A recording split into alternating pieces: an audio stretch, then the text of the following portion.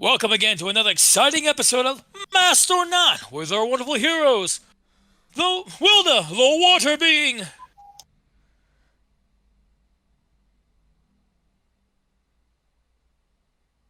This silence Spence, is deafening. I know. Dahlia, the Living Dead Girl. What's up? I ate a cat. Spencer, the Super Cat. You ate a cat?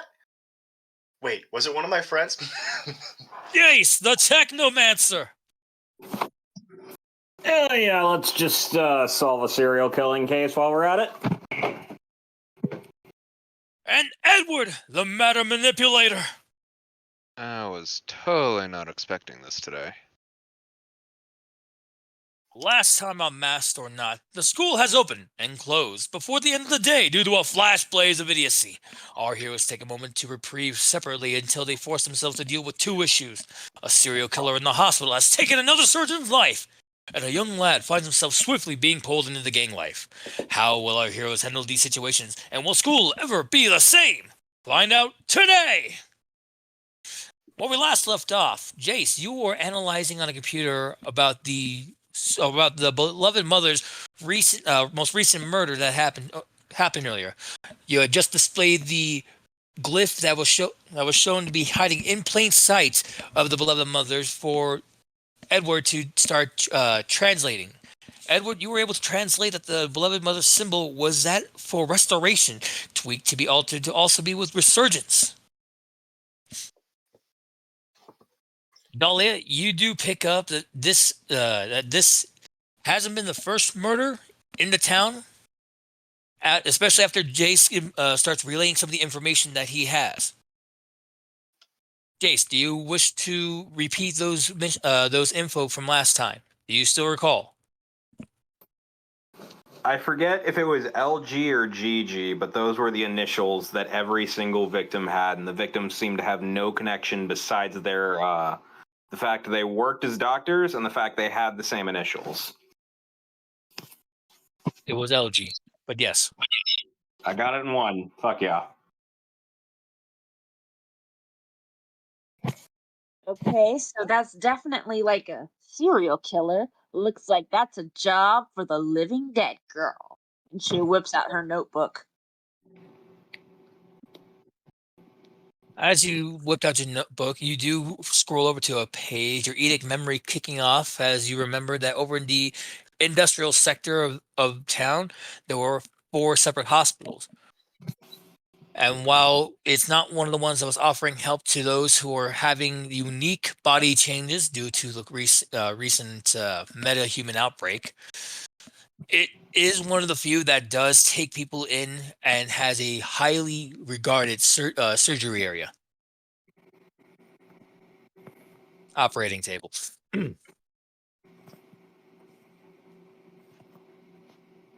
You also recognize that it only has one main entrance, since it is around 3 foundries.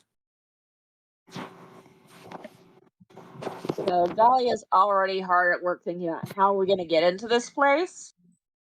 And so she comes up with 3 options. One, we just try to sneak in through a window somewhere. 2, we claim that we are visiting someone and try to lie our way in. Or 3, Dahlia pulls out her cleaver and says, "I cut my arm off, and then you guys carry me in while I scream dramatically, begging for surgery." Well, that third one is dramatic. It is also in line with something I had come to mind that would not require someone to amputate themselves, but would be interesting. If we do Well, want to I'm go in all with ears. the we need to be patience route. Jace briefly looks around to make sure Stringent is not in the room for a moment, just to be sure. And then once he's sure Stringent is not in the room, he's going to say, "Anyone want to stage a car accident?" Dahlia grins and says, "I'd love to." I need to make a roll.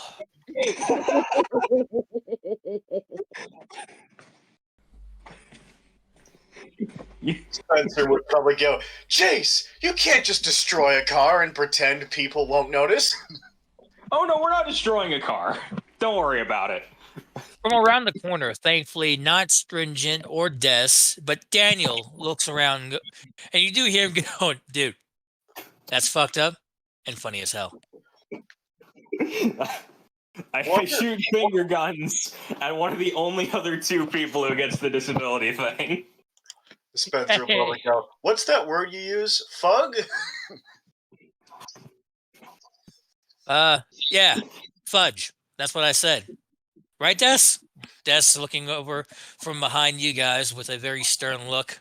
Yeah, fudge. Des didn't hear the comment about the staging a car accident, but of course he heard the swear word used around Spencer.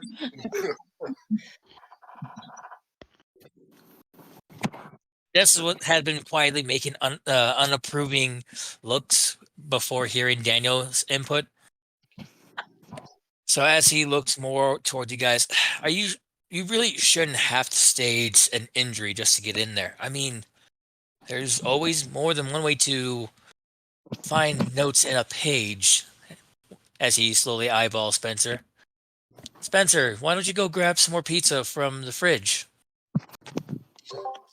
What kind do we have? Spencer, make me an intelligence check. If it's the intelligence check of, wait, all pizza's good, then It's the intelligence check to see if there is a fridge down here. okay. I warn you, I'm a smart cookie tonight. 14. You do recall that while there is no fridge down here, there is a fridge upstairs in the defunct area, probably still running. Okay, but I'm keeping my eyes on you guys as I go upstairs. And you can hear him going towards the kitchen area. Wow, this pizza's got free green stuff on it! Right, now that the most innocent of us is out of the way, are you fucking kidding me? Just listen. I probably listen. If it's a beloved mother, there's probably a doctor, hopefully still working there. He's a pediatrician that took care of both Wilda and me.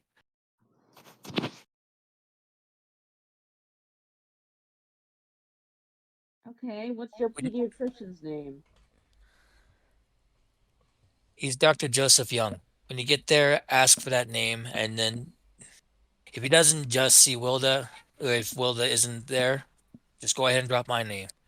Then let him know what's going on. Hopefully, it makes it a little easier than just hitting yourselves and feigning as he makes a motion from himself to Jace. Dolly says, hey, I was gonna actually injure myself, thank you. My suggestion was the one that didn't involve an amputation happening today. Yeah, I hate to break your heart, but if any of the MTs are here are actually worth their salt, they'll know something's up when you're not bleeding. Des, are you sure that he should see me like this? Well, I mean, it has been a moment. You kind of have been skipping it out on your. I think. What was the last time you've seen your doctor? It's been over a year since it happened. I hate to interject for a moment, but I don't think, at least I don't know the situation going on between you and the doctor's visits, but I think the complaint there was more that Wilda's like 3 feet tall right now, as opposed to... She's still small. She hasn't returned to full size yet. If she's shorter by like a foot than she was the last time the doctor saw them, there's going to be more concerns. That's why I'm also offering you to just drop my name if she's not there. I am only saying if because I would really like to keep her from going there, but she is her own growing lass. It'd be rude of me as her older brother to do the same, to stop her from doing the same thing I would do. That's fair. Out of character, DM, because I feel like I've lost a plot somewhere. What bit of information are we trying to get from our mother's hospital? If anyone has actually seen any physical descriptions of the supposed murderer, as while the news has gone on about their happening, they have not given any details about who the murderer looks like or what to look out for. I mean, now this could be extremely illegal and very risky, but we could try hacking the city police records to just check their files instead of doing all this sneaky shit. Do you think that they'd actually have everything on computers right now? I'd assume they have the newer stuff on computers. I'm not. It's not like we're looking for a case from 20 years ago that's gone cold or something. This is like happening right now. Maybe. It'll probably still be in the prints or still being assessed and compiled. If you do, it would definitely be in different parts, as they are still trying to get certain aspects, DNA forensics, witness accounts, any cameras that are working. Oh yeah, I could just do that too. Do you guys want me to pull up the whatever camera feeds I can scavenge from the hospital? I mean, Sounds good. Dahlia shoots finger guns at you. if you can, that actually would save some time, rather than having to go over there while they're all in a panic. All right, let me just break out one of the stupid modifiers. 30.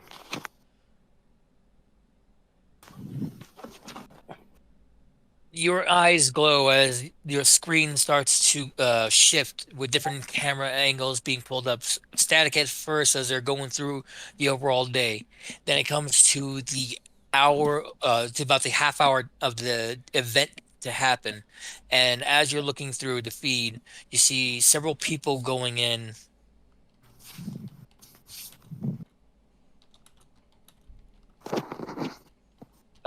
People of all different shapes, sizes. Unfortunately, I will need a perception check from you at this point. Okay, that's another one of my stupid modifiers.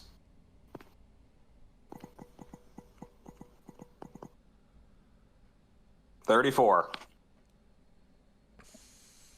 Several people do look strange, unique. Some people are starting to form like mutations that are almost visible. Others look like they're speaking a language that doesn't look like English.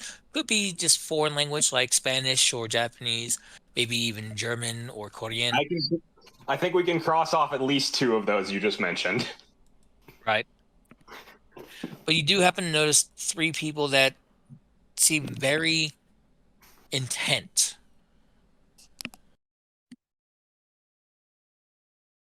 Jace will point out the trio to everyone else.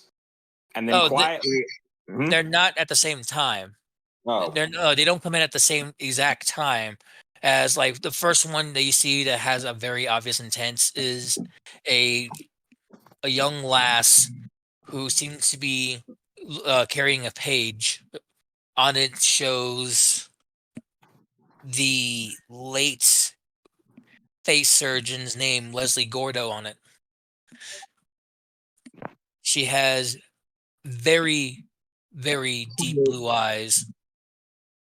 I gotta double check something, DM. Are the 3 people respectively a young child, in this case a little girl, a middle-aged man, and a late adult? No. Okay, just wanted to cross that off the list of possibilities. Do I dare ask why?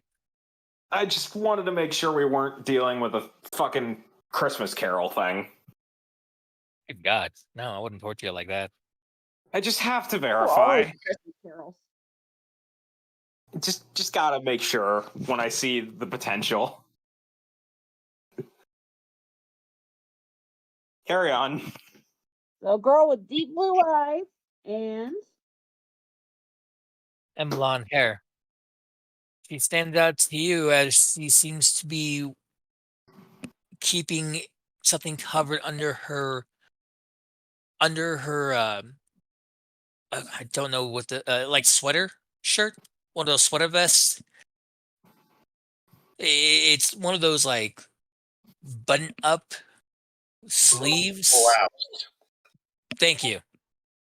There's something like bulging underneath her blouse that doesn't seem to belong. As you look closer, you're able to see a bit of a handle on there. Whether it's to a gun, a knife, you can't tell, but there is definite finger grooves on this handle that shouldn't be there. Okay, that's one. Let's see the second of the trio. Second of the trio is a young gentleman, almost very almost like in his late teens, early adulthood. As far as you can ballpark it, probably 20, around there.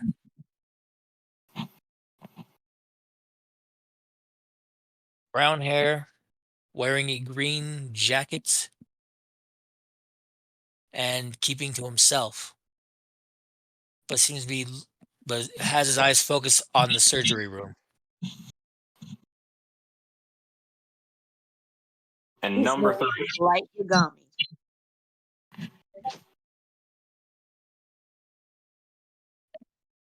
And the third one? 1 second.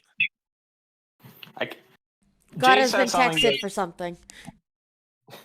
Jace has something to say to ask the group as a whole after this is concluded because he's come to a sudden realization that's really upsetting to him.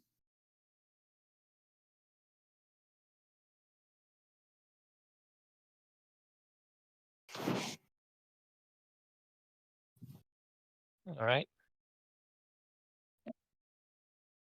And the third one is another youthful young lad.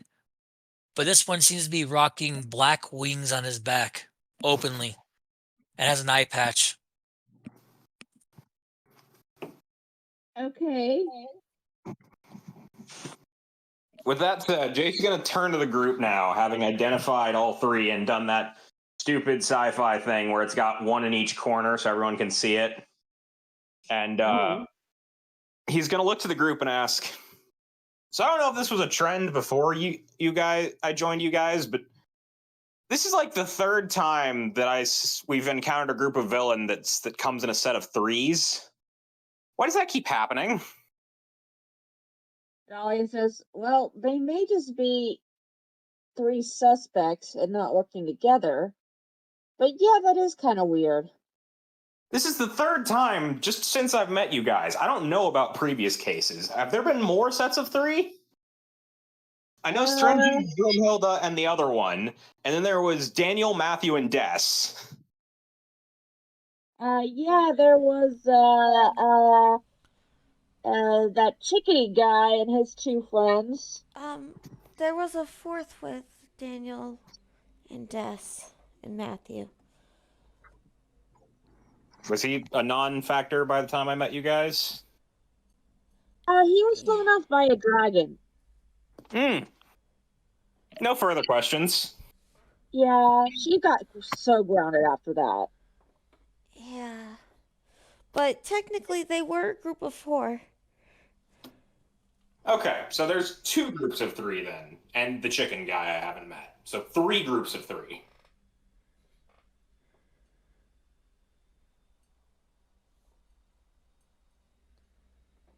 So, should we investigate child with an obvious knife, nervous man, or the most obvious and unapologetic mutant yet? I think the obvious and guy is a little too obvious. If that ends up being our guy, then like someone should be fired because wings totally leave feathers everywhere. Spencer's gonna come back down eating a frozen pizza. He's gonna look at the screen and go, "Who are those guys?" But one of them's a serial killer, or all of them. We don't know yet. That's horrible. Yes. Jace waits patiently for the comments about how evil it is to kill cereal. He's just waiting for it. There's no Technically, they're comment. just 3 suspicious Okay. people. We don't know if any of them are a killer. All right. Jace will continue checking the footage to see if there's anything else suspicious going on. Or if, the doctor just freaking spontaneously combusts or something. As you I'm continue watching, keeping an eye on those particular 3, it goes into about, we'll say, it goes into about 2 minutes in, and you see the young lady go into the surgery room. Operating No, room. sorry, not operation room. Sorry, goes into the doctor's room, and then the surgeon goes into the same doctor's room to have their discussion before going to the operating room. The examining room. Yes. Examination. And the one who was murdered here was the surgeon, correct? Yes. I'm going to watch the footage to see if the surgeon comes back out.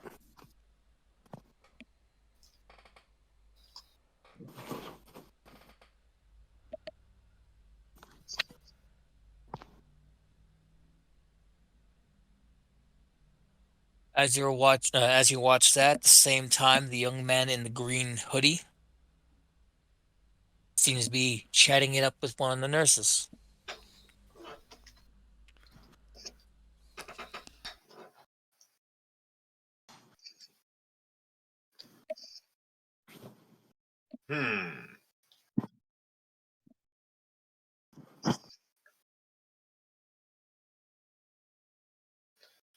And the gentleman with the wings and eye patch stands in the waiting room and unsettling everyone inside.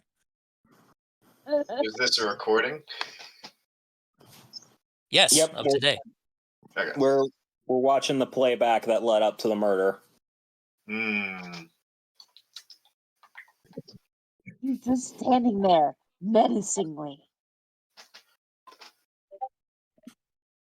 Jace just keeps his eyes trained on the doctor's office to see if the surgeon comes back out.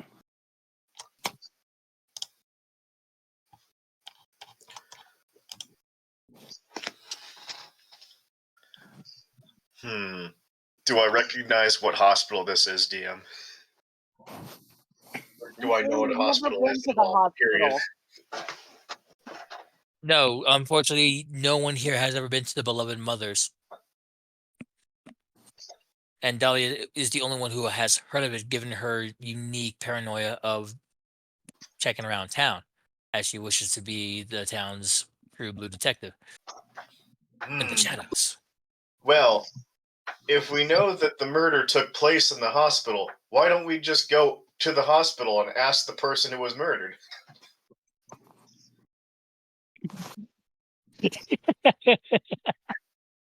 I'm gonna let you make a persuasion check on that one and let everyone else insight that. It's I just love gonna be that. a slow turn. Jace just hits the space bar and pauses and then just looks at Spencer. He's 100% serious. Of course he is. 12.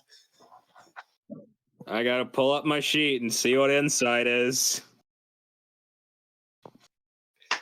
Completely Thank you. serious. Why don't we just ask the guy who was killed? Come on, guys.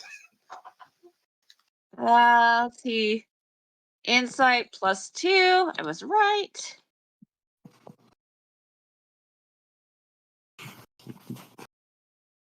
No, Trandy did not regain his composure. Dolly's like, can we do that? That's a sick. I mean, I'm like basically dead.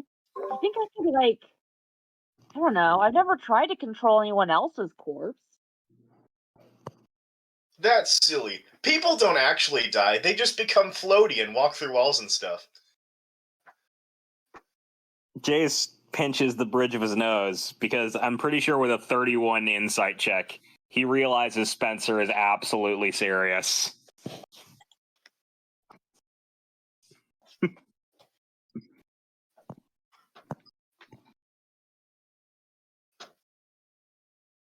Spencer's gonna look over at Transient. Do I know what Whamco is, DM? You've heard of Whamco from amongst the conversation with the group here. You even heard of it as you guys gone through the mining facility in the center of town not too long ago. Or did you forget that during the summer? Spencer has the retention period of maybe a goldfish. Come on. Fair point. But he is getting better, so he might remember with an intelligence check.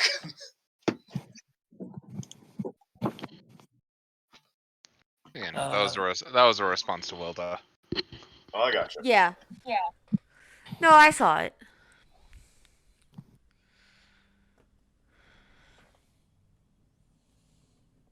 So from the current hero roles, Jace, it's obvious that he's not to you. It's obvious that he's not understanding that people normally don't talk about their death after they die.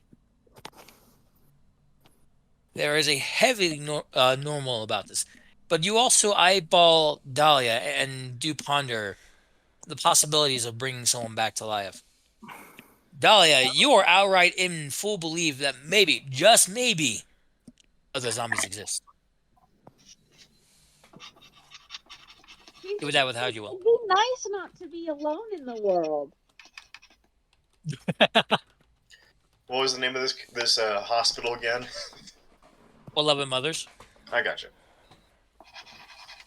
I'm just patiently waiting for Spencer to zoom out, come back with a corpse that he stole from a crime scene, be like, let's try it. I mean, Do we see Spence in the room at all now? He has came back into the room after going up and checking the fridge upstairs And Yeah. eating Yeah. rotting pizza. and eating God knows what kind of pizza. expired frozen pizza, yes. He waves over to a corner and then goes back over to you guys. And But has been discussing about what's going on as Jace attempts to bring him up to speed. And then he openly suggests going over to the hospital and just speaking with a dead person.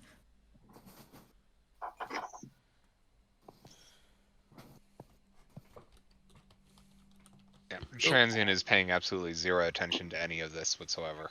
I mean, yeah, he hasn't regained his composure. Nope.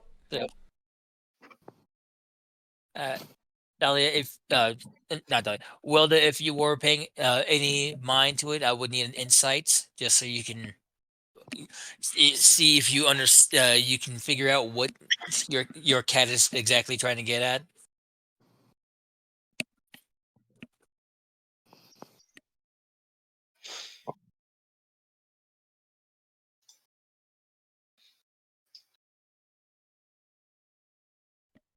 No, I'm not paying attention.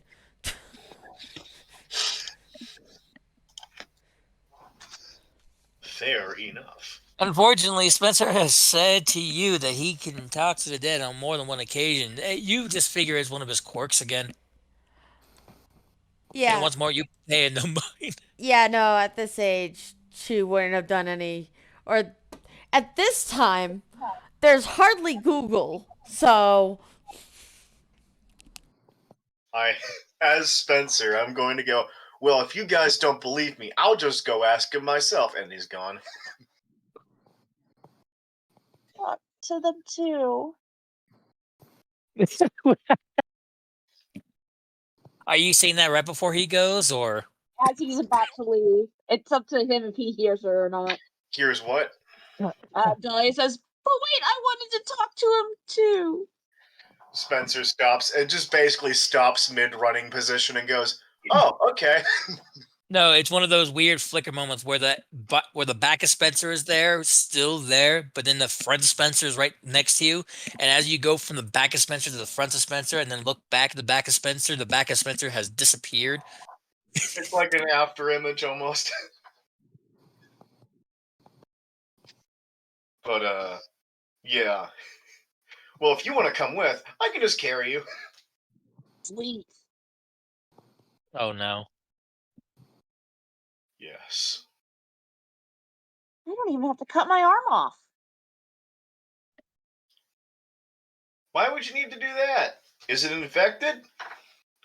Jace, are you doing See what anything? Saturn says, probably. Jace is just still pinching the bridge of his nose while all this is going on. Alrighty.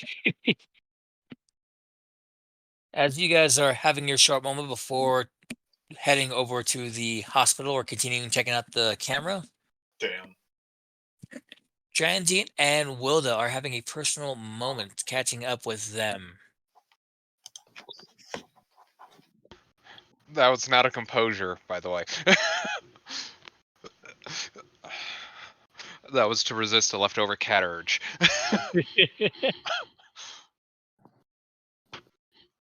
Yes, the leftover cat urge to claim what is yours and know that no one else is as magnificent. So no, that was a nat 20 on the urge resistance. Transient still is very much red-faced and is slowly regaining his normal coloring as blood is being returned to the rest of the body. As embarrassment and youthful wonder are screaming inside your skull, thinking about how you acted for the past 2 hours. Wait, we got out of well, yes, technically. Technically, Wilda and Puddle and Transient ditched school. Yep. Not that it would matter too much.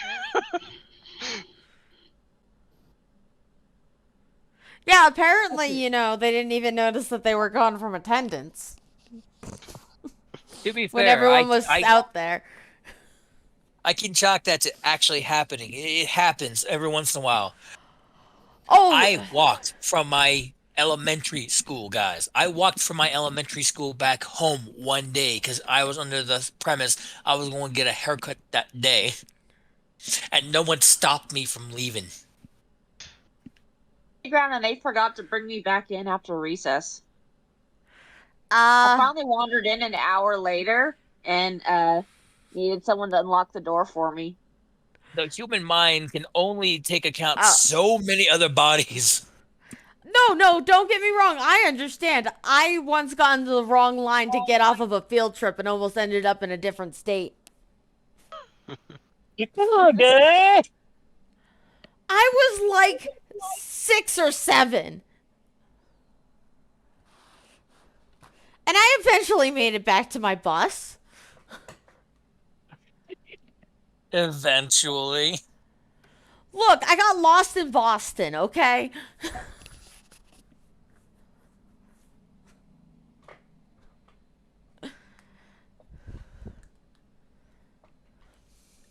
Yeah. Yeah. Yeah, there's not a lot of verbal communication going on over here. You do feel another set of eyes lean upon you as Des joins. Are you two all right? I mean, I'm fine other than not wanting to, Wow, it really wants me to regain my composure now. It's like enough cats. It's time for Maybe the cat parts are taking over and making him feel more confident. Like bury that embarrassment, bury it deep, man up. You own your emotions. There's nothing wrong with being okay with what happened. That's how you're feeling now. That's how you're keeping your composure. Everything happens for a reason, and it's all going according to plan. Whatever that plan may be, it's going according to it. So, normal guy plan, got it. Normal guys. I'm fine. I really don't want to be water right now. Which I would probably understand that. fix this. Hey, time and a place for everything. Sometimes letting yourself enjoy being out of sight isn't a bad thing. There's a moment where he wants to go on but stops. There's a small shadow that goes over his eyes as he lingers back to a memory before going. There's nothing wrong with taking a moment to recover. Okay? Okay. Your friends are just as eager to check out to help out the rest of the town. Take a moment. I will be the one to explain what happened at school, especially since Mom and Dad sent me to go make sure everything was going smoothly. And he holds up a sack lunch with your name written on it sloppily by your mother. Mom says you forgot lunch. I had lunch at school, though. Okay, I skipped lunch. Yeah, that we figured. Well, Well, Edward, there was a fire guy who needed extinguishing. wait, what? Oh, wait, you talking about the guy who was doing that whole weather bit? No. He trapped the guy I helped inside of a container. Oh, so there was another guy. Oh, man, Dr. Himmel's theory about this is actually happening. The other guy's fine, by the way. I called the paramedics for him. I let him out of the container. He's good. Are you sure they won't bring him to a government facility? I mean, I can stage another series of car accidents if we need to break him out again.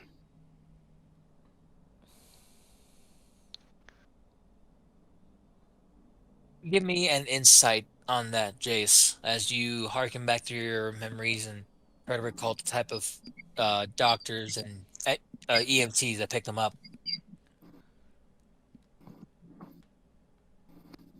That's a natural one. I'm going to use my Benny if I've got it. Let me check my Benny count. I do have a Benny. Nope. Please. Wait, what? There we go. Everything is going slow on my. Oh, there we are. There we are. So that's 36 because Benny gives a plus 10 if it's below 10. Yeah. Hi. As you recall, And Wilda's completely red now.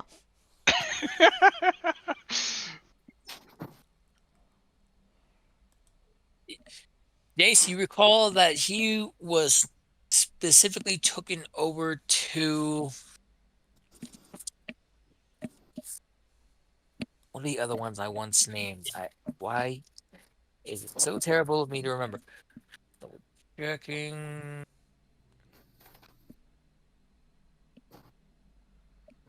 Last night.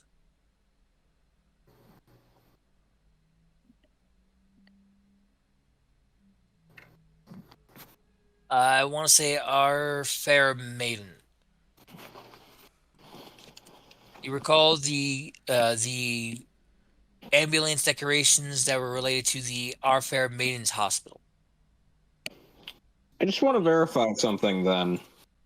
So the hospital names in this city so far are Our Beloved Mother and Our Fair Maiden. Yes, along with a couple of others that I'm not quite sure I've given proper names for yet. For the other two. Please name at least one of them like something something General Hospital and not whatever these soliloquies are. Hey, they Catholic hospitals.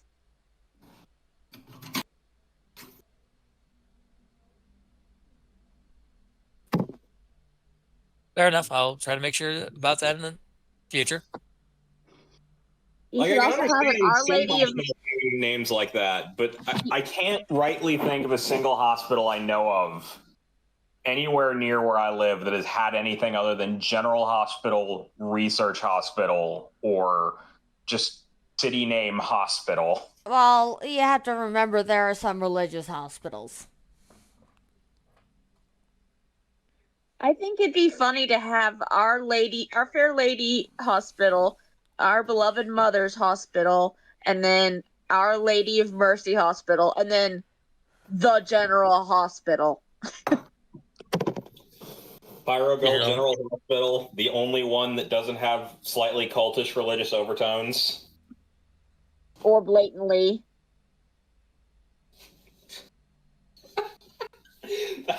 That sounds like the generic brand medication, Transient. Let me see it. Our Lady of Pain Relief. That's gonna be right up there for the no. Oh my god. Our Lady of Pain Relief and But it's a recommendation for a hospital name. all bless the Advil. My brain's slowly going downhill because my brain immediately went. That is either a hospital that has generic brand medication that it absolutely sells at an upcharge, or that is not a hospital and that is a place in the red light district. Well, to be fair, every hospital does a markup on standard Advil, anyways. Yeah. Like $300 markup. But yes, so you do recall that he was taken to the Our Fair Maidens Hospital.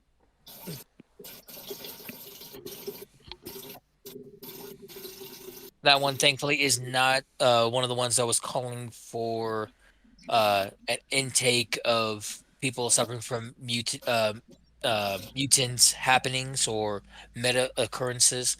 It's more one of the, as you earlier stated, occult ones, more following their strange, ritualistic, religious views of getting to the people as best they can, and the Hippocratic Oath and all that. Lovely. Now, as you guys are saying this, you guys do turn back over to see what Spencer and Dahlia are doing, as they seem to have gone quiet, only to find they're not there. Spencer and Dahlia have already made their movement towards the hospital. They are gone. Yep. I swear, Oh, boy. I swear, Spencer's getting quieter and quieter each day. I guess I will be doing my best man in the chair impression because I assure you, this thing is not subtle, especially when I allow it to speak.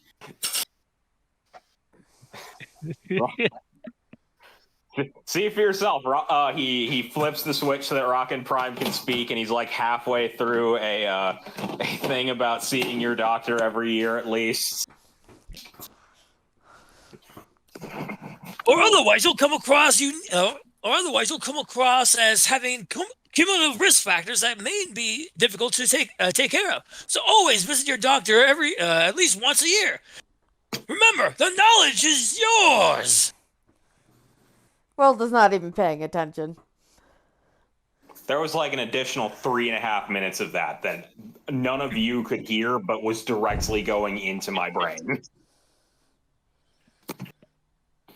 And he's been doing that the entire time, all day. There were like 7 of those during the fight with Mr. Weatherman. Like, there was this...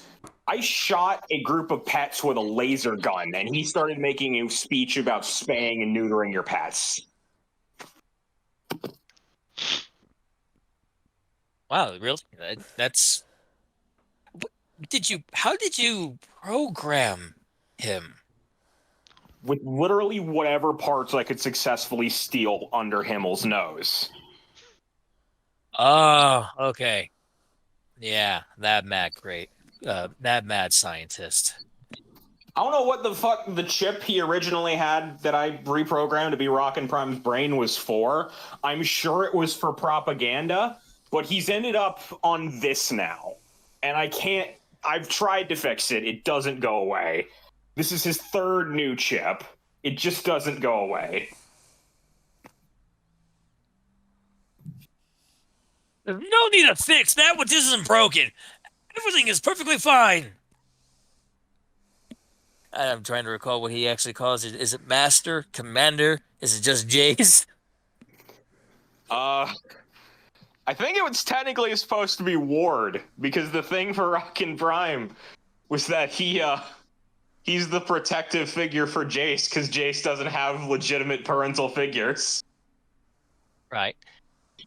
So there's no need to worry to fix something that isn't broken, my young lord. For I am Rockin' Prime, and I'm perfectly fine. Speaking of fine, did you know that defunct foundries such as pizza parlors and other factories can be a horde of infestations and germs, along with vermins and terrible insects that could be carrying lethal disease. Always make sure to play in safe areas like an open playground or even a sandbox.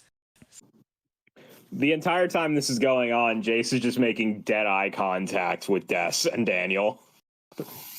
Just so they understand that this is in his head 24/7. Daniel puts a hand to their chest, giving that "oh poor boy" look. Des looks down, then looks over at the now Edward hugging Wilda. 3-foot Wilda.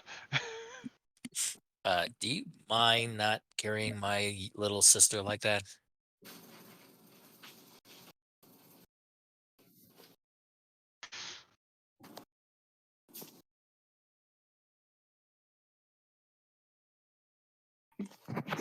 At this point, go ahead. Sorry. Sorry, I can't recall. Was Jace aware of that one time those two fell asleep together?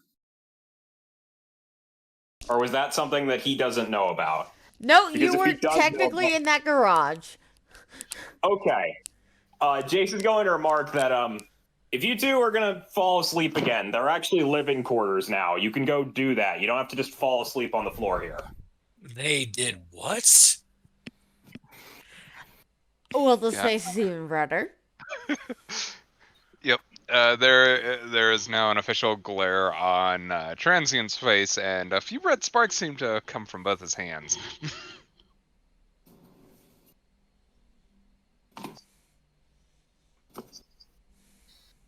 Jace has no understanding of what he's done, so he's just gonna try and track the communicators that, or I guess phones that Dahlia and Spencer have, because he hasn't distributed communicators yet. That's a good idea. I have Yeah. my phone. As you go to check your phone, Jace, you do see a new message pop up. Let me send that over to you. Once I Swear find to you again. God, if this is Himmel reaching out to me about my fucking extended warranty, I'm going to throw this phone at the wall. And make a new phone. Waiting for Rockin' Prime to suddenly burst out. Extended warranties are necessary. You should pay big corporations lots of money just to own something. Just God, a, I could be just that a evil. silent, just a silent look from Des and Daniel, like, oh yeah, that chip was absolutely designed by Himmel. Yeah, there's Himmel's writing right there. I'm still waiting for Big Brother to suddenly appear in face. You actually feel more to your side as a tight shoulder grip as you feel you feel a tight grip on your shoulder as Des leans over. Can you explain just how long you two been knowing each other like this. You know, what with me being in the military for a while.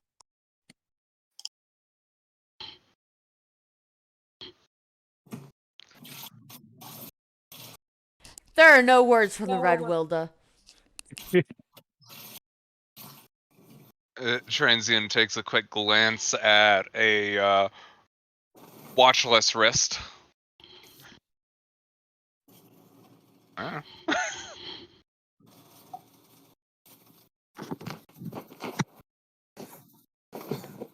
I forget where this bit's originally from, but I just imagined glance at wrist, stare up at the sky. There's no watch on his wrist. They're underground. He can't see the sky.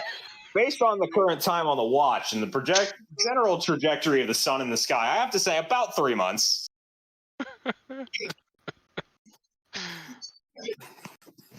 just using things that are not factors at all to describe the time. Based off the current path of the moon's orbit and generally how far the International Space Station has moved in the last 38 hours, I'd say it's been a while.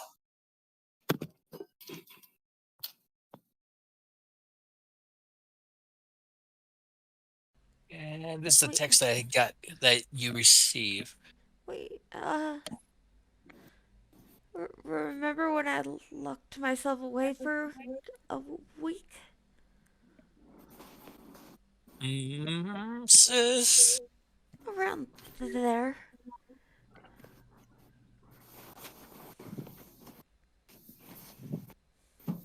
Hey, before you blow a fuse, Mr. Dess, can I ask for your help with something? You hear Des somewhat breathe deeply, trying to like keep himself contained as you see Daniel come over. Des, buddy, come on. Jason needs your hand. Don't worry about the lovers. Let him be. She's too young for this. Would you As like a he chance wheels to himself drive over to angry? Jay. What's up? I was wondering if you might need a chance to drive angry. You seem a little upset, and we apparently need to get over to Flannel and Leather, wherever that is. Are So, you talking about the shop or the crossroads? I will text Dahlia and ask where? Crossroads or shop? Although I guess it would be X Road That or shop. text was not from Dahlia. Oh, who was it from? Remember how you said you were keeping tabs on that one group? Oh, okay. He's going to stop for a minute and say, cross the streams. We may not need to. That was the tap on the gang we were trying to break up. Sorry. You may not need to drive angry. But if you do, the Humvee is ready for you to drive. The one we stole when we escaped. Ah, okay. Let me So see. if you ever need an opportunity to let off some steam, if you just want to drive a heavily armored vehicle around in the desert for a few hours, Jace gives you a thumbs up.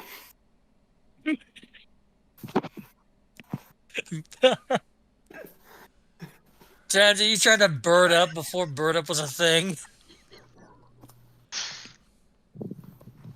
No, that's a pocket bird.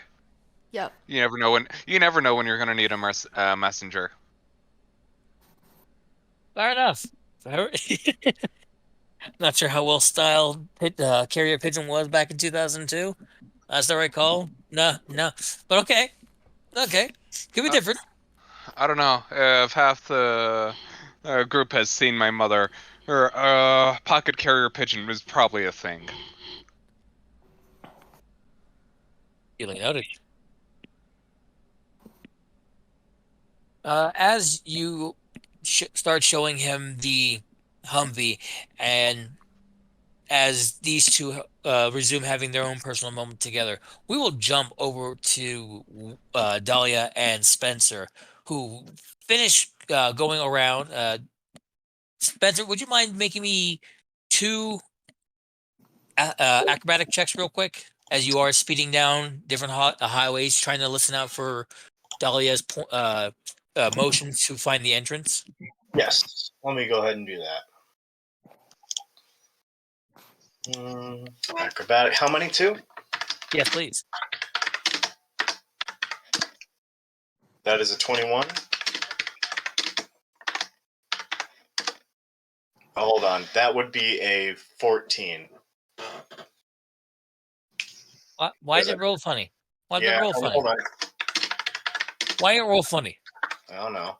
Ignore Hold that. We'll wholesomely ignore that because it. Okay. Thank you. So thankfully, at both of Dahlia's callouts, you were able to avoid different turns that otherwise would have led you into either a brick wall or a glass pane. You make it to the front of our beloved mother's hospital with no problems. You do see the 3 different factories keeping it closed off from the rest of the area. That this main road in front is gated off, so it almost feels it feels almost prison-like. Had you ever been in prison, it feels like whenever you look at the pet shops at the mall and you see the animals behind those not the glass but the fence, the cages. You feel sort of like that, except the cages are away from you, like you're on the other side of the cage again, if that makes sense. I gotcha. You understand the concept of a prison. Thankfully. So you feel that this is more prison-like than normal. This hospital is weird. Do not like. As you do make it encroach towards the main front, you do happen to see a security guard sort of waving by like the line of cars you guys are like bypassing. How will you go around him? Will you let yourselves be known as he's looking around? He has not paid attention to you yet. He's still handling other vehicles. There's a guy. Okay, he's currently looking through vehicles as they come in. There's a big fence around this hospital. Is that correct? Yes.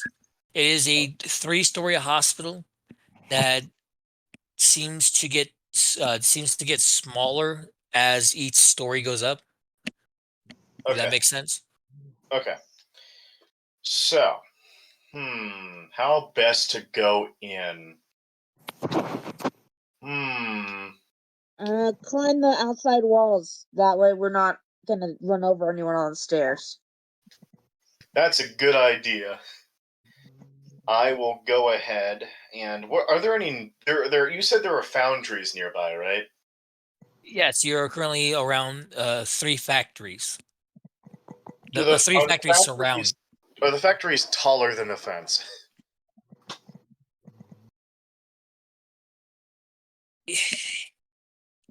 From your current perspective, yes.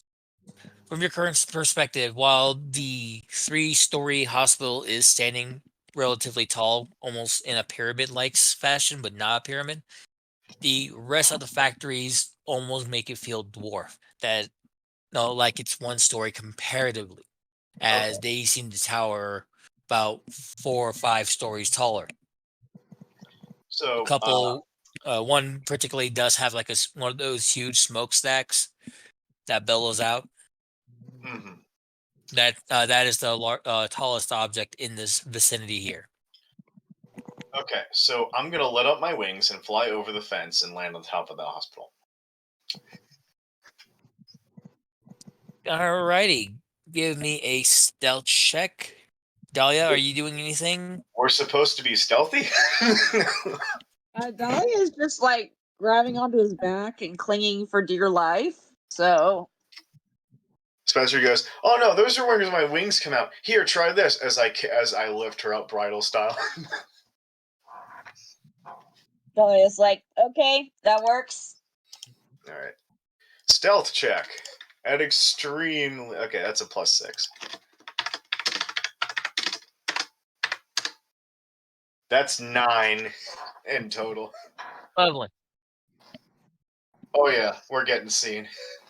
Unless this is the most inattentive security guard ever. Well, He's- ideally, they're focused more on the patients, but yeah. I mean, One. two of them don't notice me. One of them is like, "Did you just fucking see that?" I think you're seeing things, Frank. They should go home. How did he see anything at the speed you move? I don't know. So the first security guard that's handling the cars is head deep inside one of the vehicles. He does not look up to catch you. The second security guard, who is actually enjoying a moment reprieve, looks up and barely sees a flash of you. What the heck? Hey, did you see that? As he looks over towards security guard tries to radio security guard number 3. Security guard number 3 is in the lunchroom. It Thankfully. just his radio's off, just enjoying a sandwich. Just me and you, honey. But if he's not, he's not in the lunchroom, but he's enjoying lunch. Yes, exactly. giant meatball sub. It's like it's just me and you now. Oh god. So you do land on the roof, no problems. Dahlia, you're able to hold on to him with no problems so far. Neither of you have been seen, save for the one guy who is trying to get other people to see you, but he's not quite sure what he saw. On the roof, you notice that the proportions aren't too bad. If you were to get into a brawl, it's big enough for a 3-on-3 fight comfortably. But otherwise, there's a small door. No, not a small door. There's a door off to the side that's supposed to be the roof access. As you guys walk over and Dahlia goes to check it, it is locked. Dahlia, how do you want to go about getting to the other side? Getting inside? I can try to lockpick. Would you like to lockpick? Yeah. Is lockpicking a skill, or would it be just sleight of hand? I'm for now going to say sleight of hand because I cannot recall. It's either that or it's dexterity for since you are doing something with your hands fast enough. Well, sleight of hand is fast hand movement, so. Then give me a sleight of hand. Okay. Real me potato salad. 22.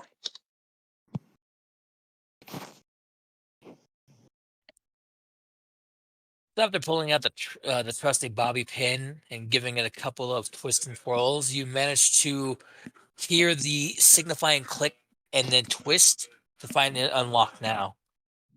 Good on ya, lock pickup. I'm a master of unlocking. Either there, Valentine. That would be sick. All right.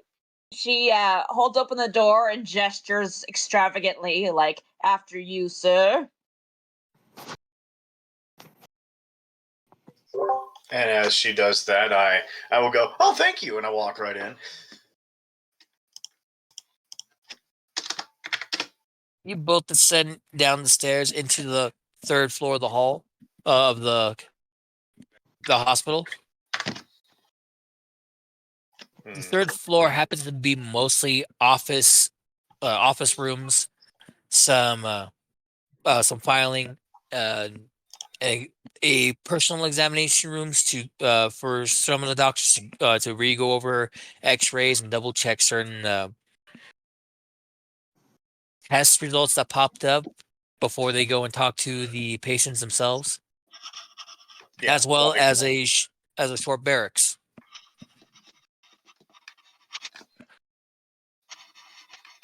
The staff on the third floor is thin, but there is at least, but is enough for people to be, for you guys to see at least 2 or 3 people walking in between different rooms. And Dahlia says, okay, just act natural, like we are patients here coming back from the bathroom, okay? Patients coming back from the bathroom. Okay. And I go on all fours. Bathroom, not litter box. Okay. I get back on my 2 feet.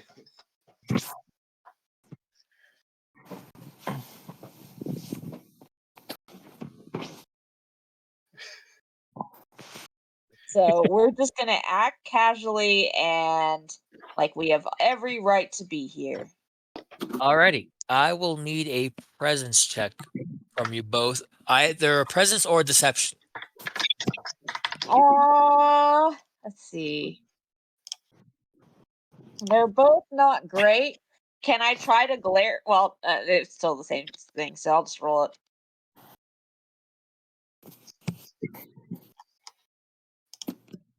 $15. What are we rolling again? Either presence or deception. As you're trying to be nonchalant walking through. Either way, it's okay.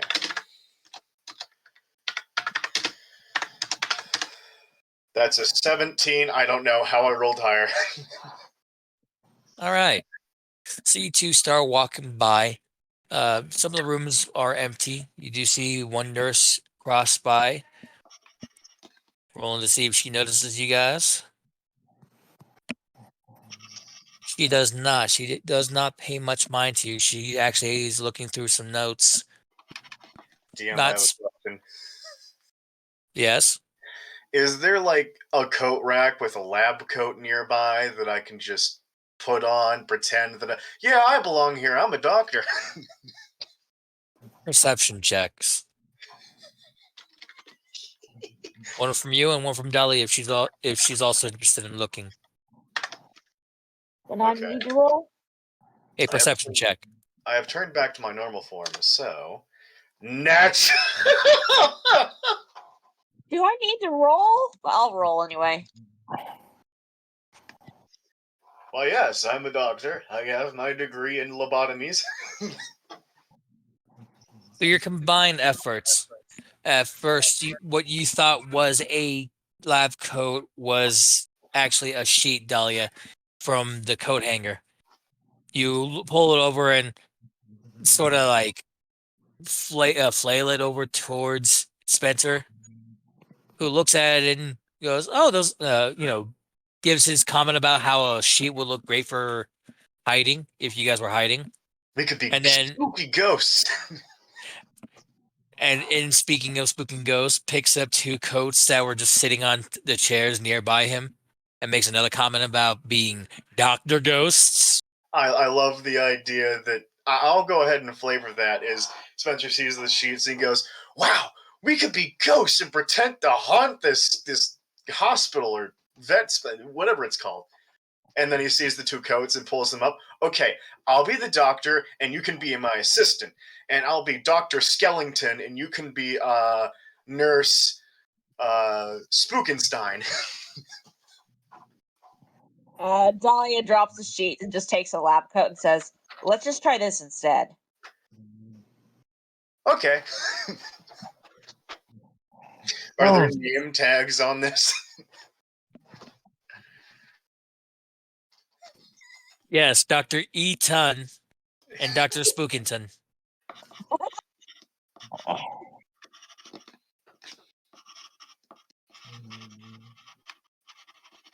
I infinitely love the idea that Dolly's like, those aren't real doctor names, looks at the name tags.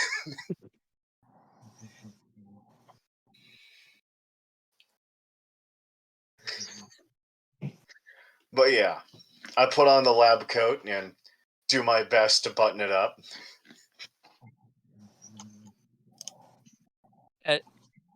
Okay, lab coats are on. You do feel, as you feel in the pockets, you both feel separate notes.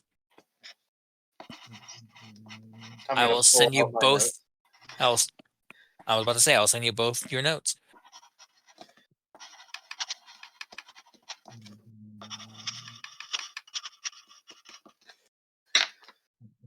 Alrighty.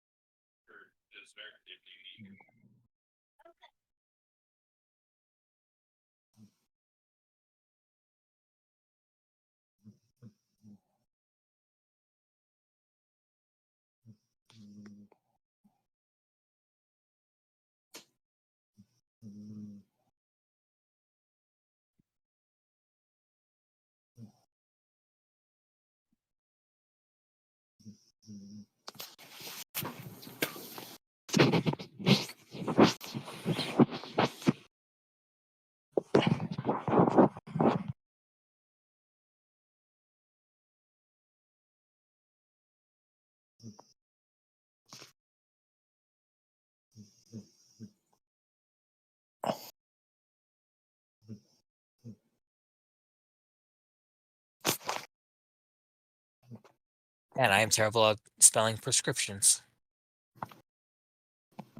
Thank you. There.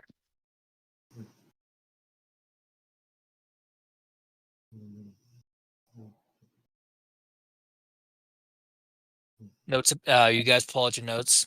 You can read your notes out loud. Keep it for later. Or where you go from here.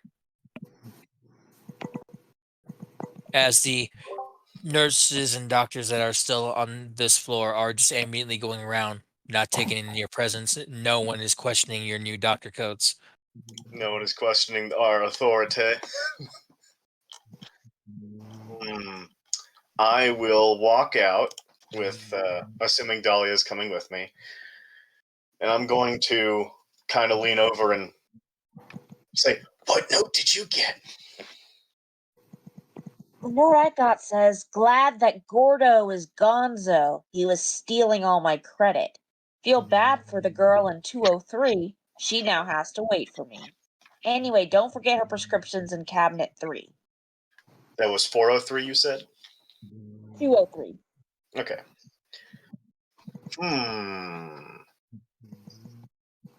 Why don't you look at the girl in 203 and I, Doctor, looks at my name tag, Eton, will go check my patient in room 403. Wait, what's your note say? I show her the note, and it basically just says patient 403 needs a blood infusion before leaving. So, was Spence actually able to read it? He was, after a long time. Thanks to your guys' diligence over the course and I would- the yeah, one I class would you got say at that- school. I would say that he wouldn't be able to read it as fast, but as he's reading it with her, she'll probably go, okay, this is what it says. Oh, okay. He was able to get. Close. I love how I even misspelled patient. And as I'm looking back at it, so he was able to get the numbers 403 needs a blood, and then he's confused on infusion before leaving. Patent 403 needs a blood infusion before leaving. All right. Well, I'll go get patient. Take care of the girl in 203. All right. As you both go, I take it you both are going separately. Yep. Let's Yeah. split up, gang. Let's split up, gang, and practice medicine. Without a license, which is a felony. It's worse than a So- felony. Feel free to either give me perception or investigation as you try to figure out the layout of the hospital.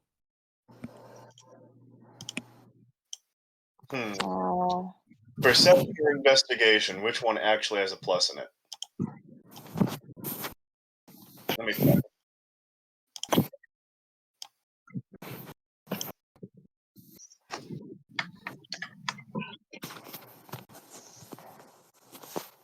Uh, 18. All right. Perception or investigation. Investigation has. Oof, I'm doing perception.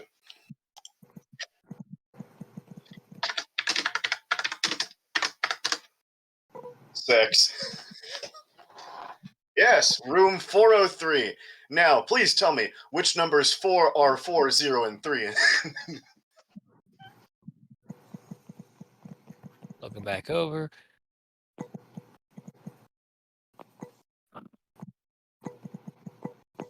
Spencer, for every point forward that you think you're following, you are actually going too soon. Oh, there's an arrow. Go over that way. Leads you directly into the operating room. Nope, this isn't. No, this isn't 403. You look over and ask the nearby nurse. She sees your code and then points you down the hallway. You follow that. It takes you about an extra 15 minutes as you're speeding along, figuring out the entire layout of the second floor of the hospital until you come across 304, which to you at the current moment you believe is the room you're supposed to be in. Dahlia, for you, you are able to understand that the layout is more blockish. Each block is sectioned as 1 for the initial numbers, so you're able to find block 2, and you recognize that each room only goes up to a certain amount for the second and third digit. So you just find room 3. In there, you do happen to see the young girl who seems to be sitting, waiting patiently. She looks over and sees you. Oh, I need to make a roll. She does not see through your disguise. As your now disguise gives you a +5 and being believable that you belong in the hospital. I'm a 16-year-old Wait. zombie. Wait. This is Spencer, or? No, No, this is Dahlia. Okay, I was about to say, Spencer does not look like he belongs in a thing. He's a man in a fursuit. 16-year-old zombie doctor. I know. Oh, you're new here. Did you just get hired, or? An intern, yeah. Oh. So, I your last doctor had a sudden emergency, so I am just going to recap things. Dr. Spookyton? Yeah. I was hoping he wouldn't, but okay. All He right, so what looks brings you to the hospital today? originally I was here to get a surgery. They say I have polyps on my. As she reaches up and makes a gesture towards her sinus area. It's hard to breathe. And so family took me to the hospital, and after a few visits, they directed us over to this hospital. I'm actually from out of town. Well, course. you're in great hands, Dahlia says, sweating if she was able to. There's a moment where she seems choked up. That's what Mr. Gordo said too, or Dr. Gordo said too. When did you last see Dr. Gordo? He was attacked.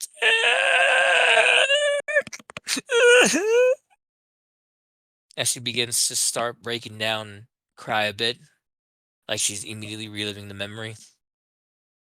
Dahlia sits next to her and awkwardly puts a hand on her shoulder, trying to look as non-threatening as possible, and says, "That sounds very scary. Did you see the attack?" There's a moment. There's a moment she cries a bit harder before she shakes her head yes. Over with Spencer in room 304. You step in, and in there is already a doctor who seems to be having the worst day of his life as he's trying to hold what seems to be a very red gauze, very red gauze over this patient's chest. I'm probably going to look in and go, I seem to have found the wrong room. That's what I would have said if I could English good, but instead it goes, I think I'm at the wrong room. Where's 403? Wait, what? No, wait, no, don't leave. Hurry, I haven't been able to contact anybody. I need assistance. Please, even if you just press that button right there. Just press that button, contact the nurses, please. He's dying out here. Yeah, I'm gonna go over and press the button. Okay. Beep boop. As you press that, your cat-like ears do pick up a silent alarm somewhat ringing out before you hear a couple of scuttling coming from both sides of you. Silent alarm scuttling from on both sides of me. For half a second, I'm gonna scratch my chin and go, well, it looks like you've got this handled, and the nurses are on their way. I will... I'm gonna go find my patient as I open the door. Yeah, thanks. Real great. Breathe. Just breathe, sir. Just keep down. Just keep steady. Just breathe. Spencer, as you start walking away and start making your way to 403, you give this in your sights. Yeah, what am I? What now? Oh. Let's see here. What is he? Life-saving surgery. Just, please, for the love of God, contact someone who actually knows how to perform surgery. Oh, okay.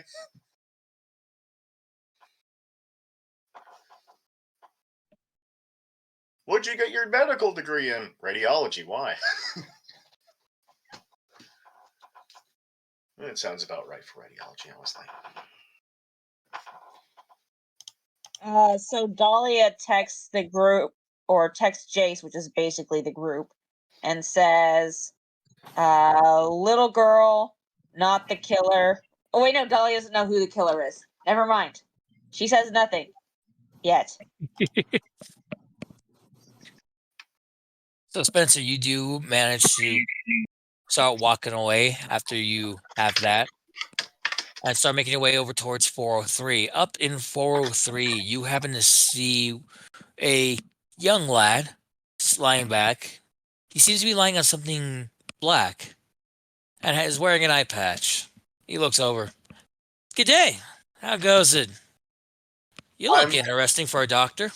I'm holding the report upside down. I'm going, yes, I am a doctor. Oh, wait, yeah, it's a skin condition. As I make my way over to the side of his bed.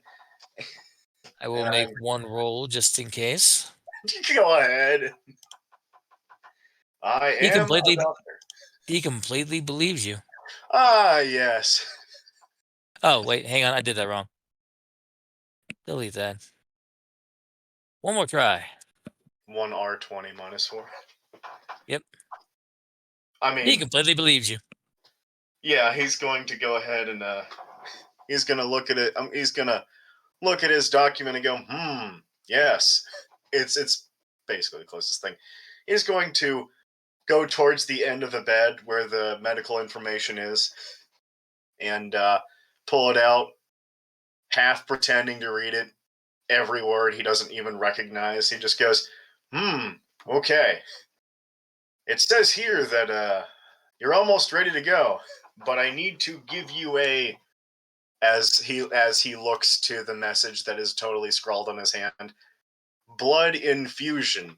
Infusion. Yeah.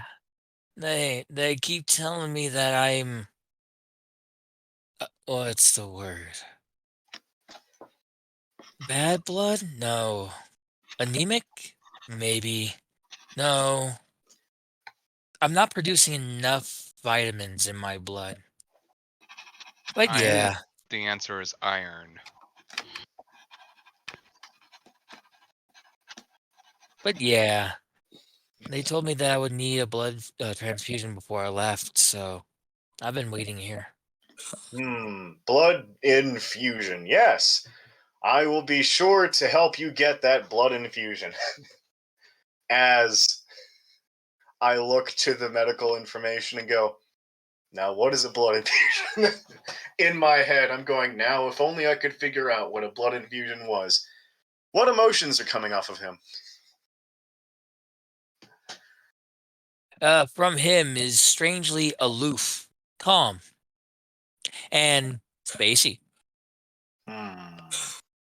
You know, you're not like other doctors, especially not like that one doc that passed away earlier. There was a doctor that passed away here? A surgeon to be per se. I honestly feel bad for the young lady that was there. I got there too late and shows up like a wound on his arm. What kind of wound does it look like?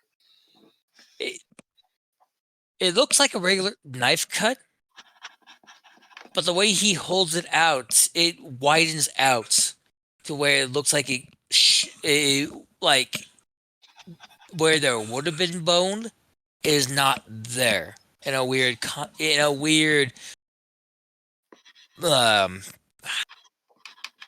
almost cartoony fashion. Like it's Oh. missing. Almost. It hurts, definitely. But thankfully I can still move the arm.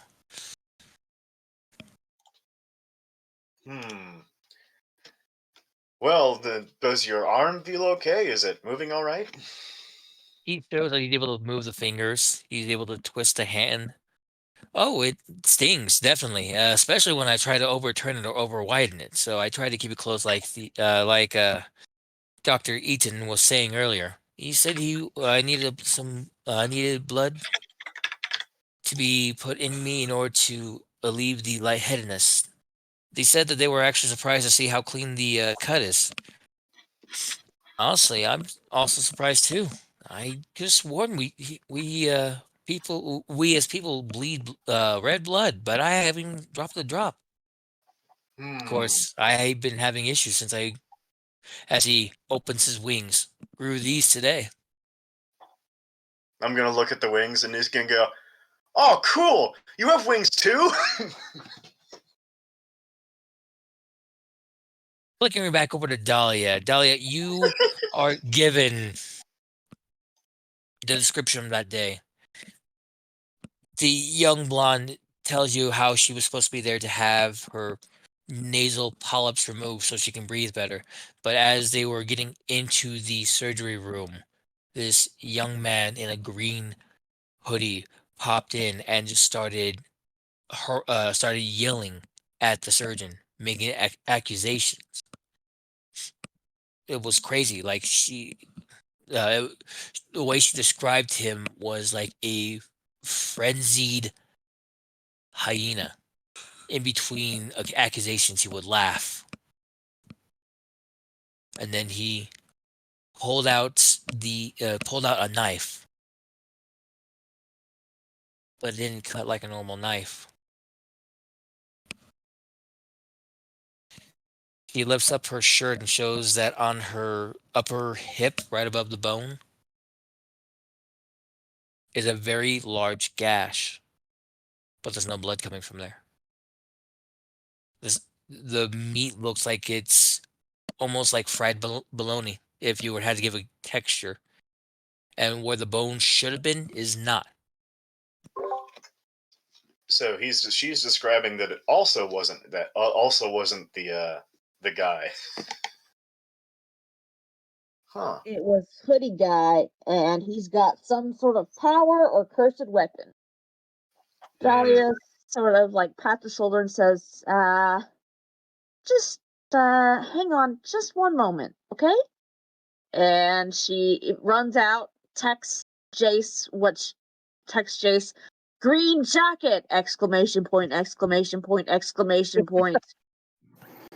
Night Okay, with this- hours! Exclamation point. With this information, Jace is going to start doing that casual sci-fi bullshit thing where they do a scan of the grid and they zoom and enhance, even though that's not a thing, until they find their target and where they're at. And while that's happening, I assume they're going to be getting themselves out of the mess they've dug themselves into. Give me a moment, because my own words coming back to haunt me looking at what Transy just posted in general chat.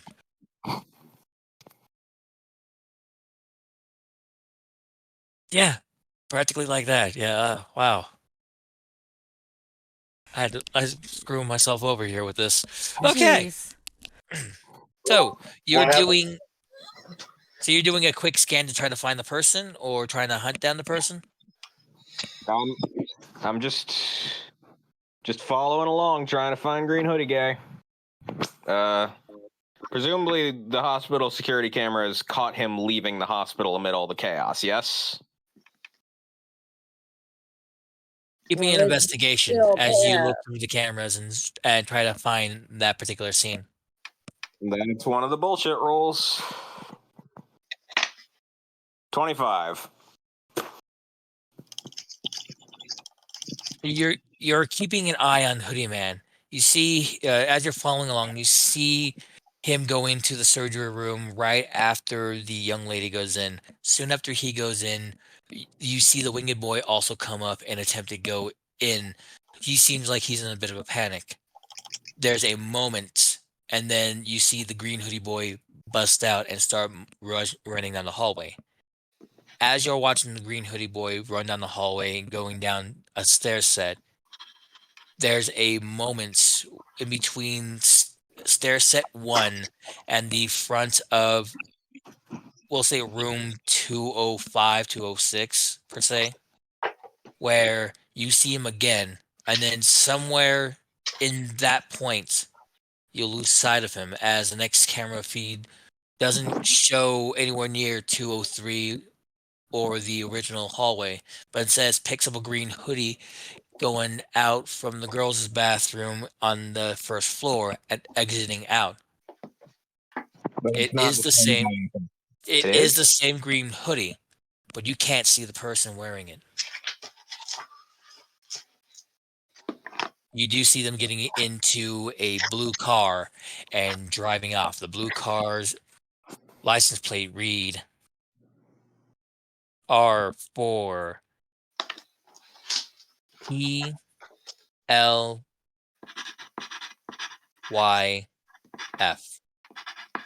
B. R4. Go ahead.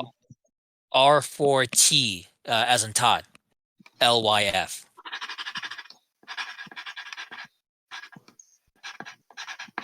It's a sedan, if we have to get it real technical. But from there, you lose track of where the sedan has gone to. Cool. I run the plate. Go ahead and give me another technology roll as you're running the plates.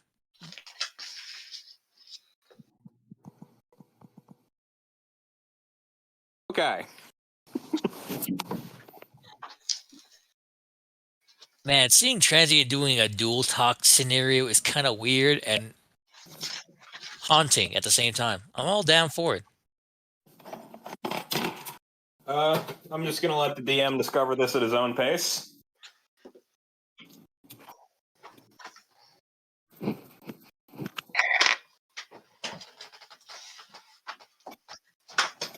The car belongs to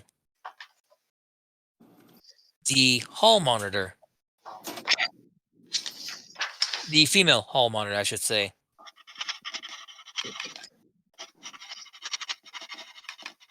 She is Clarissa Adams, because I can't remember if I gave the female hall monitor a name yet.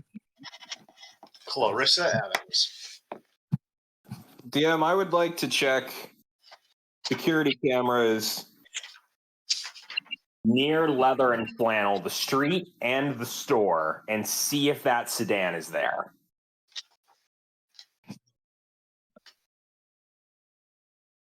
As your camera flickers over towards Flannel and Leather, both the store and the street area, you find that the store itself, over in the entertainment area of all places, has recently been lifted up and robbed.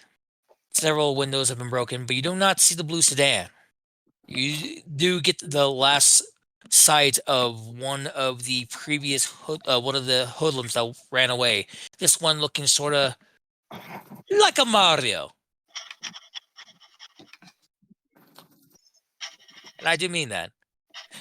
Over at the corner of Flannel and Leatherman, the street, you see what appears to be the remnants of a tower, or just the legs at least.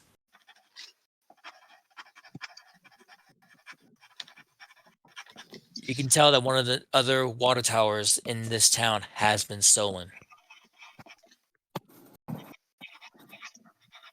To your count, that brings it up to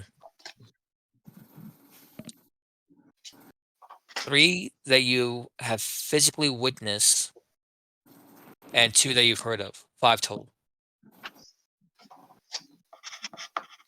Can I slightly ride the nat 20 and see if I can get street camera view around this Clarissa Adams house to see if she went back there with the car? As you're able to find out where she lives at, which is in the residential area, not too far from you guys. Unfortunately, the camera is only showing the back of the apartment complex that she's living at, which shows a heavy sign of the complex name.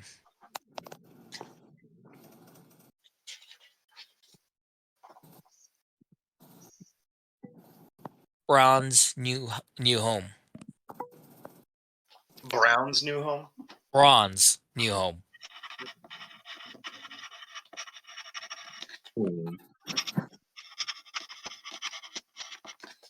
And that is the complex. At this point, we'll flick it back over to Dahlia and Spencer. How will you guys finish up your conversation and doctor visit here? Dahlia goes to the front the desk for the nurses and says, we need another surgery. It looks like there's an injury to a patient in room 203 from the attack earlier today. And my shift is over. Oh, all right. As you go over and explain to that, I'm going to roll 1 second.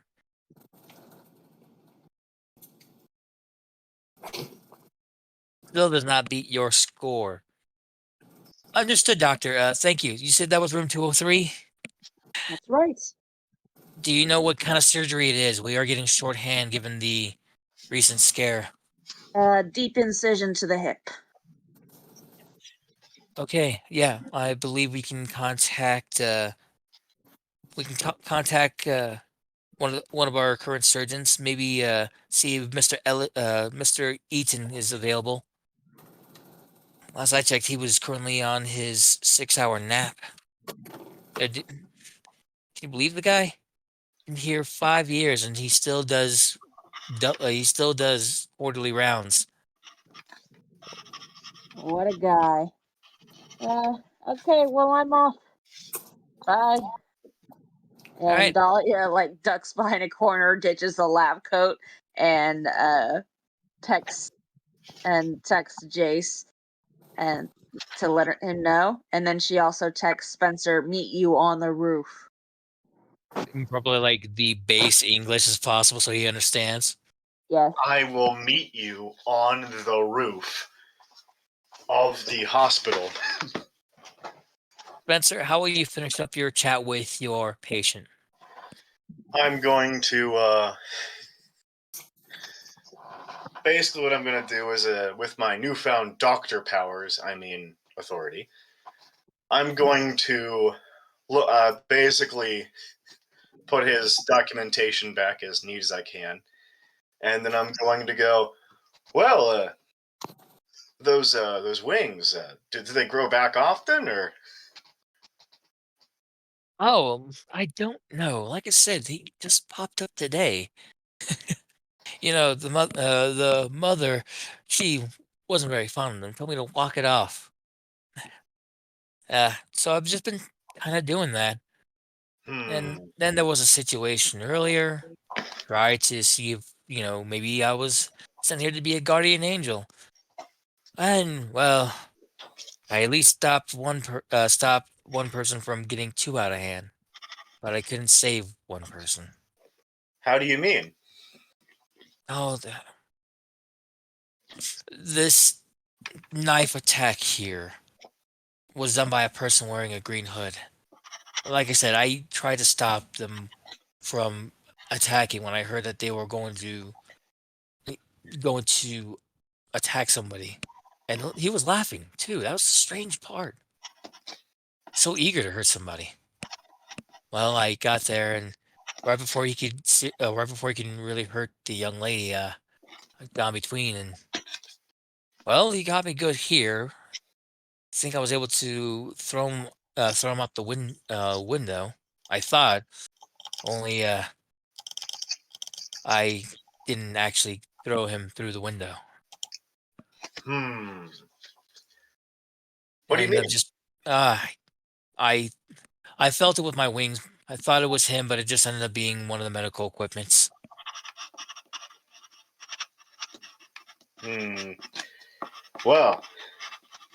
give me a second to write that down. Yeah, I just went into the hallway. And that's where he jumped out. He escaped after then. I lingered around first to make sure no one else got attacked, and then to be treated. I'm gonna look at his name in the medical file. You see that his name written down is Stefan Roth. I'll write it out. Well, Mr. Roth, I'm sure that things will be okay. Well, they'll be handled by people who can find and apprehend this man. Or, I guess Spencer would not say apprehend. He'd say, someone will take care of it. Probably the police, because the police are. He stops talking and goes, well, anyways, I'll make sure that you get your blood infusion before you leave. It does look like your blood levels are needing to be infused. Ah, that's what Mr. Eaton said. Well, thank you, Mr. or Dr. I have to roll an intelligence check because he would absolutely just give him his name. I think it's more that you are wearing the lab coat of the same person who did his initial exam, Spencer. That's the point. I rolled a 4 in total for my intelligence check, so Spencer absolutely goes, oh, Doc, you can call me Spencer, as my name tag says something very different, and I turn Oh. around. Thank you, Dr. Spencer Eden. Oh, you must be his brother. Oh, thank goodness. Family hospital. Oh, so good. As he sits back in his bed and awaits for the blood infusion to come.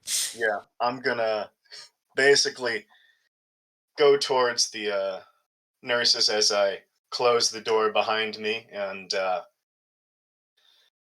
I'm gonna go to the. Before I go to the nurses, I'm gonna go to all of the.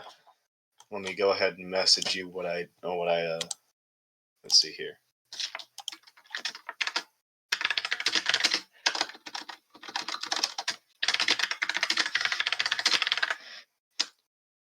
He's going to go to the patients that you described earlier, and he's going to go, sorry, I had a patient that required my immediate attention. But, sorry, I have to think about Spencer saying this. I had a patient. Sorry. What's the problem?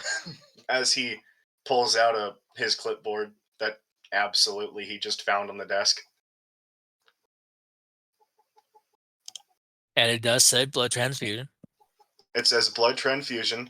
That's pretty much all it says. As he flips to a new page.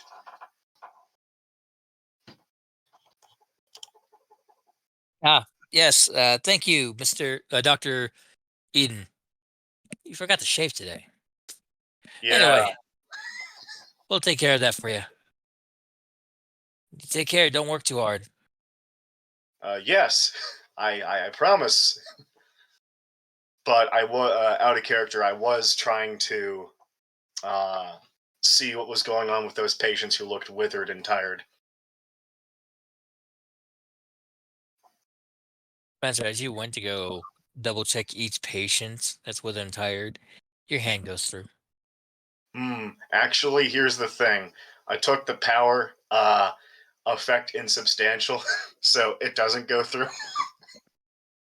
You feel for a pulse on each and every ghost, only to find no pulse. This isn't good. And then you get a text from Dahlia going, "Hey, meet me on roof of hospital." Do I see someone that looks like a doctor among these patients? A few. I'm going to go to them and I'm going to go, doctors, these patients don't have pulses. Their hearts don't seem to be working. None of the doctors speak out to you. However, one nurse that's passing by going, "Doctor, are you okay? You're just talking to the air." I glance at her and go, yes, I was preparing for a conference. You feel another message coming to the new phone. Yes, that must be the conference. I have to go now as I walk down the hallway. Oh no.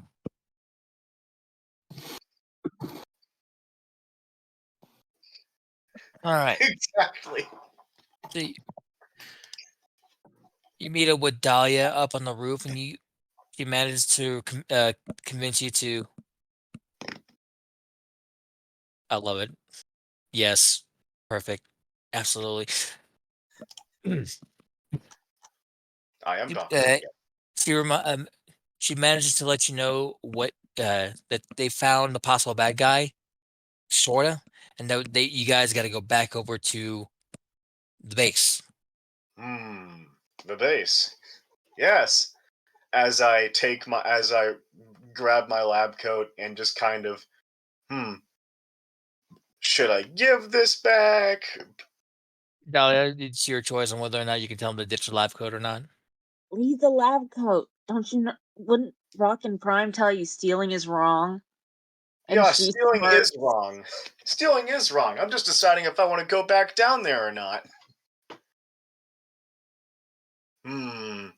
Okay, give me like 1 second as I use my super speed to rush down, drop the coat on the coat rack, come right back.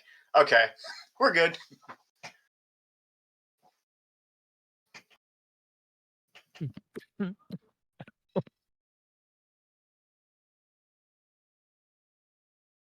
You managed to find the seat where you find the 2 jackets and placed your jacket on there. Though it's not on the other jacket, but that's fine. Make it back over to Dahlia before your original hairline drops back down. The hairline of where you dashed out, your after image. Yes. And I will grab Dahlia and unfurl my wings and go, okay, back to the base. Dahlia, make me a strength check as now he's flying into the air. Okay. If she loses her arm and some random person has an arm fall on them. No, don't say that. It'll be so hard to go find it. If that happens, I can guarantee you that the hospital's like, a random arm fell down at the hospital today. 11. Do I keep my limbs attached?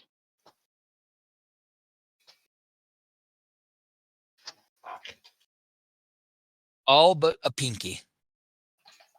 That pinky is going to be wiggling. Do I have to limp home. Do I see, or am I able to grab the pinky as it's falling? Not at your wind speed.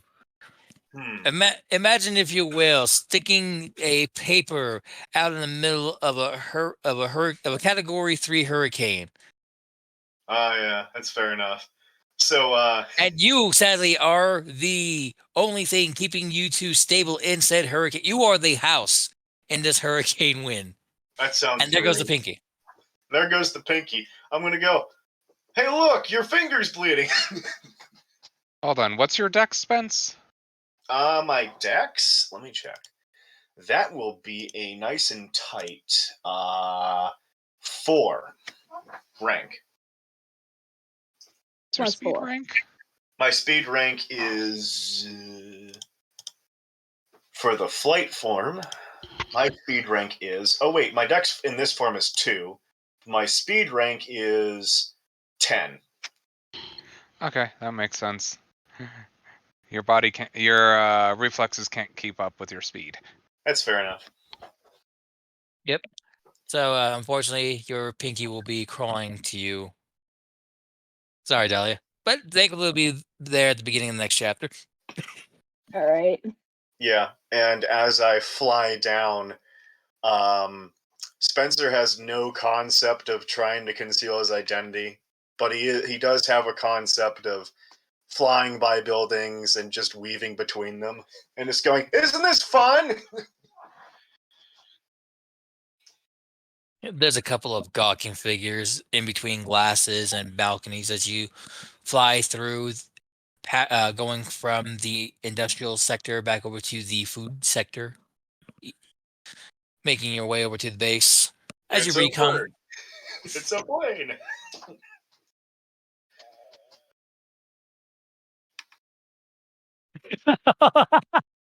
What'd you find?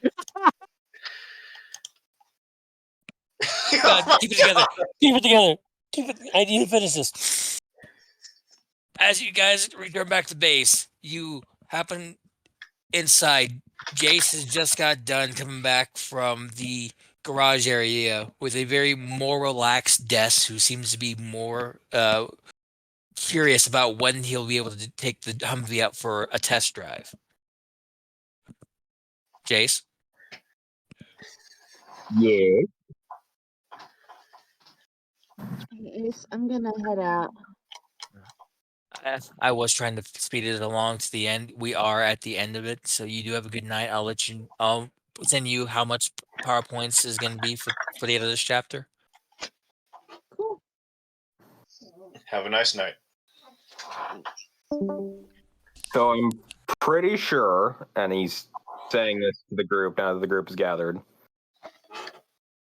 that if not an accomplice or a direct accomplice, one of our classmates may or may not be the getaway driver for the serial killer. And then I inform them of everything I learned. I inform him of what I can remember, which is, as I make an intelligence check. Thankfully, I got the same amount of information from Dahlia. Not a lot. I remember specific things like so the guy with the eye patch, he was trying to defend the girl in there, and she was having surgery, and I don't know who the girl is, but he got this really big cut in his arm, and it wasn't healing at all, and he needed a blood transfusion, and his blood is bad, so he faints sometimes. Also, he has wings. Did you know that? Okay, thank you for the information, Spencer. And I will turn to the group and I will broadly say, so outside of the fact that our resident hall monitor may be the getaway driver for a serial killer, the serial killer appears to, from what I've just heard from Dahlia and from Spencer, have a knife that makes bones disappear. Also, they can turn invisible. Oh, But no, the clothes don't turn invisible. It doesn't make bones disappear. It's like cutting a hamburger in half, except when you cut it, that part of the hamburger isn't there anymore. Oh, that doesn't sound good. It's like you know I'm trying to remember if there would be a reference. Oh yeah, there would be a reference to this. It's like whatever the thing touches, it just disintegrates or something. Like magic. Wiggles his fingers. So this is what we're up against, everybody. I've got a confirmed ID and home address for that hall monitor, whose car at the very least is being used. The license plate is apparently, and I will read out the license plate alphanumerically and not say Rat Life, even though it is Rat Life. And I will also say the address where they are, I'll say the address where the gang is meeting, and I will say the address where I know the hall monitor lives now.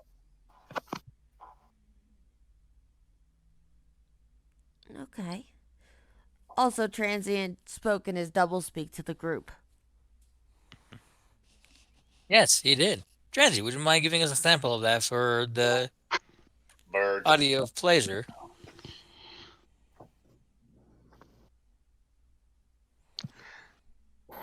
You know how hard it is to do a layered voice with only one mic and no editing software. A lot. So right as you say, spatial burp manipulation. No, both thoughts seem to be conjoined. So effectively, what y'all hear is in Transient's normal voice. Sounds like spatial manipulation. Just layered over that, you just hear the word bird. So it's like if I were talking, you were talking at the same time. I say bird, and then you continue. In how you hear like two different auditorial tones, he's giving his normal regular speaking pitch, which is a lower tone, but the bird is definitely a higher tone. Bird. If by at least 1 to 2 octaves. Bird. All of us probably need a nap, but that gang thing is happening like right now. So, Des, you want to drive a Humvee dangerously?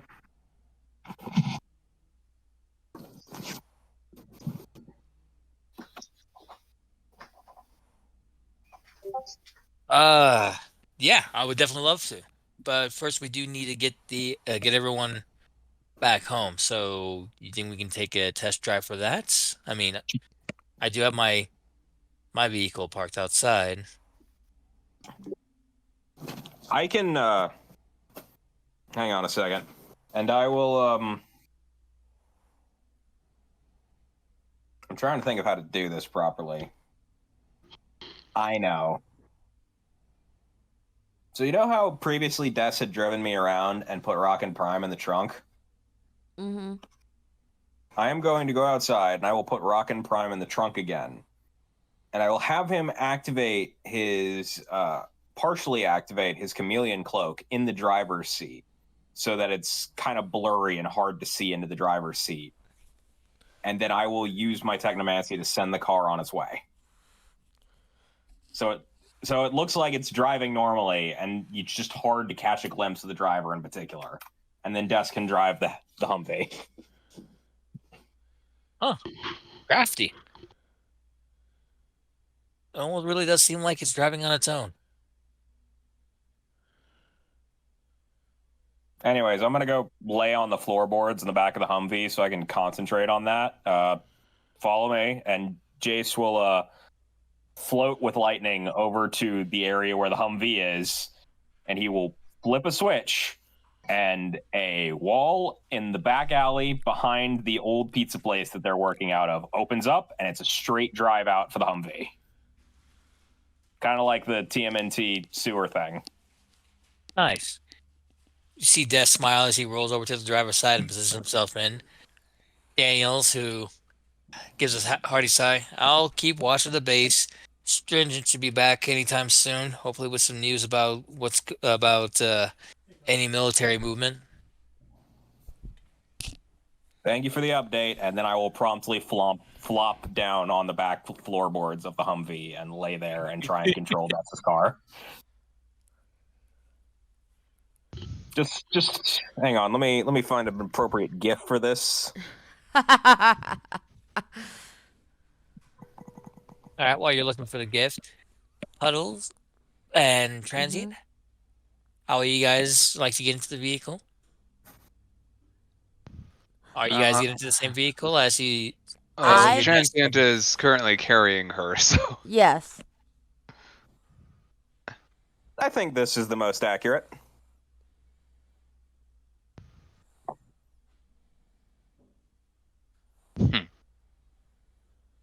I love it. So as you guys get into the vehicle, Des happily starts the vehicle, starts up the Humvee and gets in the gear. You hear him excited as he's messing around with some of the gears. Is it it's manual, right? It is. Also, Jace reaches over across the floorboards, presses a few buttons on the center dash, and the gun mount on top, which would be extremely conspicuous in daily driving conditions, folds in, so it is just looks like a normal roof. And then also the seating area changes, so it goes from being regular seating to accommodating for someone who is handicapped to drive. Nice. The sounds of whirrings and shifting does occur as the car takes on this new features, or the Humvee takes on this new features, and you guys feel the sudden breeze as Des hits the gas. As you guys drive, it is hitting afternoon. By the time you guys make it home, it is approach. The sun is just getting ready to set. There is enough time if Puddles and Transient do wants, they can head over. The car, Transient, you do see your your mom's car in the driveway. Your father is not home yet, as his vehicle is still out. Puddle, you do happen to spy your dad, like looking inside the blue sedan inside your brother's sedan, Yeah. trying to like see where Des is before he looks over and sees the Humvee. I am not ready for the shitstorm that's about to happen. When the Humvee comes to a stop, Jace will have Rock and Prime get out of the trunk, come over, and then he will just sort of melt flop out the side of the Humvee upside down into his hover chair. So, asked Russell, trying to remember his first name, forgive me.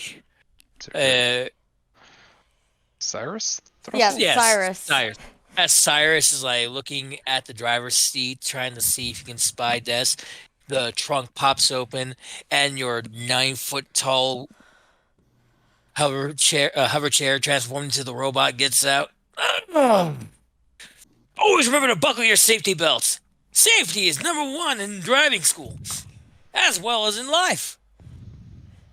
Always remember your seatbelt, as he points over to Cyrus and walks over towards the Humvee. And then Jace flops. I got you, my young ward. And back to Simone. As he retransforms back to the hover chair, allowing you to sit upright and not flop. Hello, Mr. Russell. I wave from where I'm upside down in the chair. I need to make one more roll.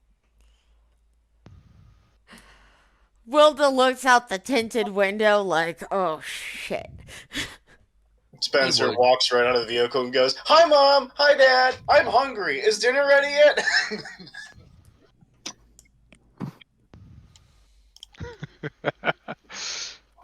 Yeah. Okay, that makes sense. There is no sound coming from Cyrus as watching the sights of a full-on 9-foot tall robot emerge from the trunk of the vehicle, and then calmly walk over and then change again to pick up a young lad. Your father looks over. It sees you. Now smaller. Yep. Wilda. Yep. I'm waiting. After hearing Spencer, yeah, Mom's got sloppy joes. I love sloppy joes. You don't yell at me for eating them sloppy. That's because you normally don't make too much of a mess. It's sort of poetic. He has this like. Go ahead. The hover chair moves over to Mr. Thrussell and goes, sorry we had to all come by together in weird circumstances. Things got chaotic at the school, and he's going to leave out the part about how we fought a dangerous person and just say there was a dangerous person and school had to close. Oh, okay. We'll check the news. No worries. You should have seen it. I also apologize about the robot. I know that can be a bit shocking, but when I can't get around, I need help, and wheelchairs don't go everywhere. A pub would have also been nice, but it's fine. Yes, good to see you. I didn't have access to my phone at the time. I'm sorry.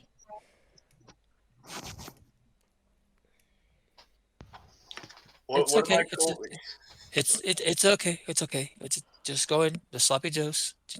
Your dad, while looking towards your general direction, has started just looking more upward and just looking towards space. He is unable to process any of this today. This is not a normal afternoon, especially after being hit with so many lefts in the past 2 minutes. Spencer's inside. Yeah, I apologize for the fact you... Go ahead. Transient has followed up behind Wilda and has again dual toned. This time, the other half of the voice seems to be dominant. What's the female progenitor now? Should we go see Mom now? Dad, I have to go have a serious conversation with his mom. There's a moment where he attempts to say, okay. But after hearing the two tones coming from Edward, whom he for a while was believing to be the most normal, there's a moment where the eyes just stop focusing and almost start doing this staring in two different directions kind of phase. Before he blinks for a second, they correct and go, okay, I will be inside. I'll let Mom know you'll be inside in 10. And stumbles to the front door. Yeah, no, I'll go through the front door. Don't worry. I'm sure that there's a bunch of... I'm sure Spencer's had that issue a few times. If you could make sure to save me like 1 or 2 sloppy joes, that way Spencer doesn't, eat them all. Of course. Don't worry, honey. He gives a very weak thumbs up. He has yet to turn back towards you before entering inside. Okay. Yeah, let's go talk to your mom. And transient Edward Follinger just picks her up and just carries her across the street. Probably safer. I was like, wait, is she sitting in her own seat in the Humvee? No, because technically she'd need a booster seat at this height. Uh-huh. No, she's being held. Okay, that's fine. That's probably a little safer. So, yeah, no. She's in Princess Carrie now. Yep. Make your way over towards your house.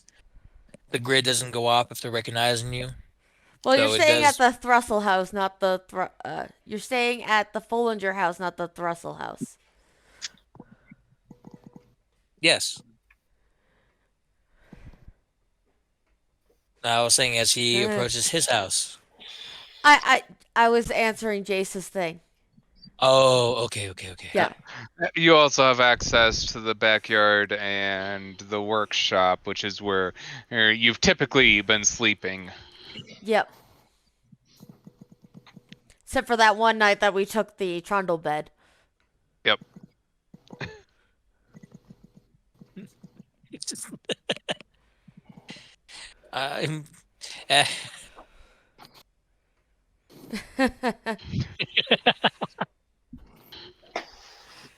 He's probably got a massive headache right now.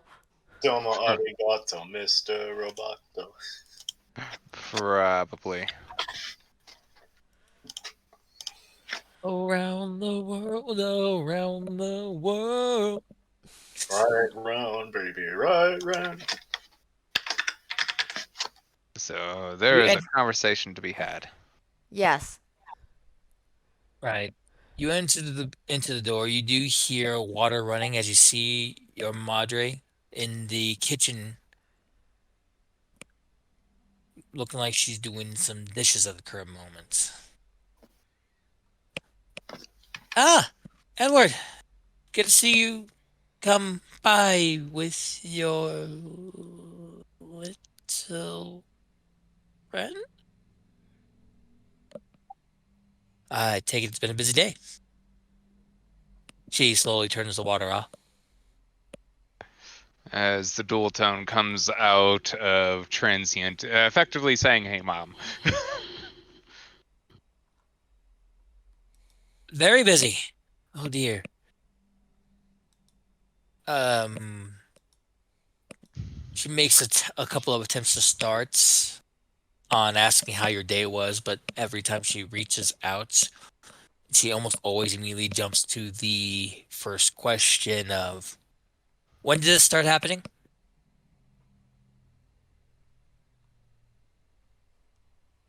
Uh, Okay. Yeah. Wilda can actually field that question because she's the one that actually noticed it. Transient still hasn't noticed it. yeah. Uh, it was a couple weeks ago.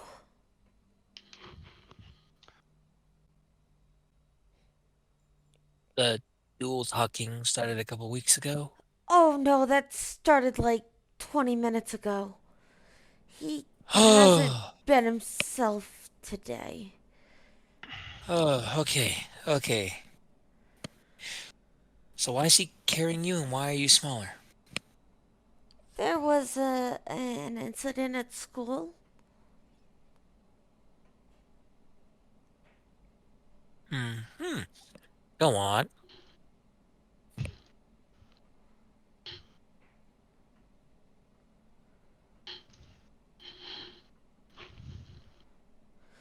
Um,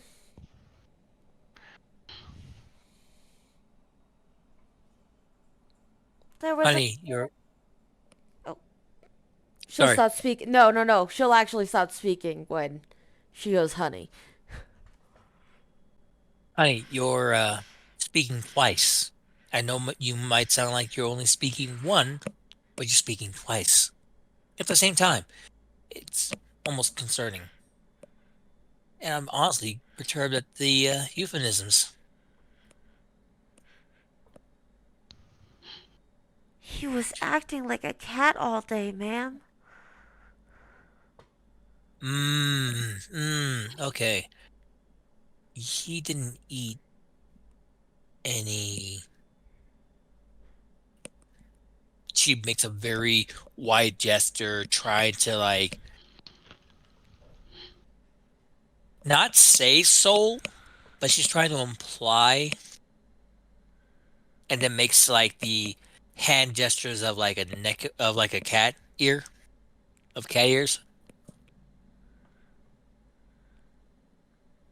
Like she's trying to get an idea across to you, Puddle. Yeah. I'm just waiting for Transient to speak.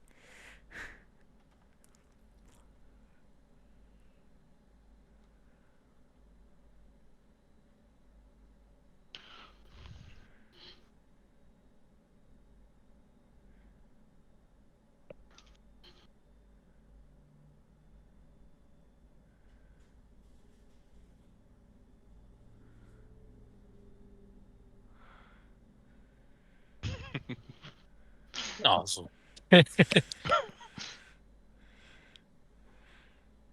Wait, you know about him eating? One doesn't play with the resources we do and not find certain things. I had just assumed that he was doing that to offset the. She makes gestures, trying not to go full scientist. This is her son. She finds herself conflicted in talking about this, especially in front of him.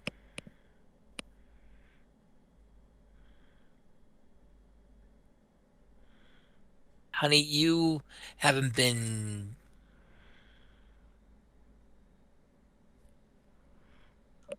She once more makes the same gesture of soul and hat towards you.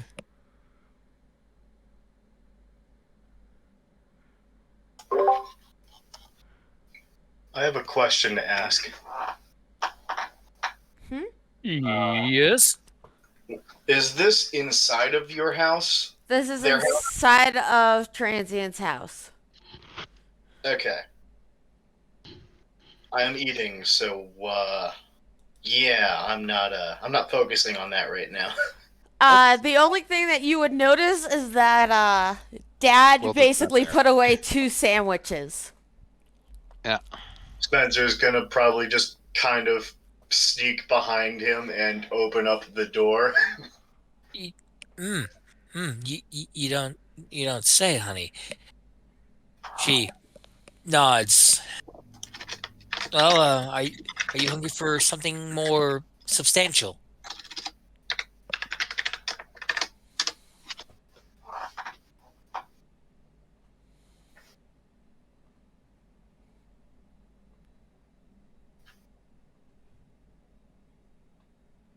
Yes. Once more, would you like something to eat, dear, before we continue this talk? Transient will take a look at Wilda and sort of cock his head in question. I'm fine. I have dinner waiting for me at home. Well, all right, that's fine. And, well, dear, I'm sure you also wanted to talk. So please take a seat. Transient, dear, would you like dinner? Sorry. Edward, dear, would you like dinner? Sorry, that's the DM slipping. Oh. Only so many names I can sling around. Well, I mean, we all had to have a hero name and a regular name. Oh, okay. Yeah, no, it's good. So, you started acting like a cat after you dealing with a few cats that were attacking your school. And having to make sure that you don't overstress yourself. Boys gotta eat. As does the stone. As does the incident.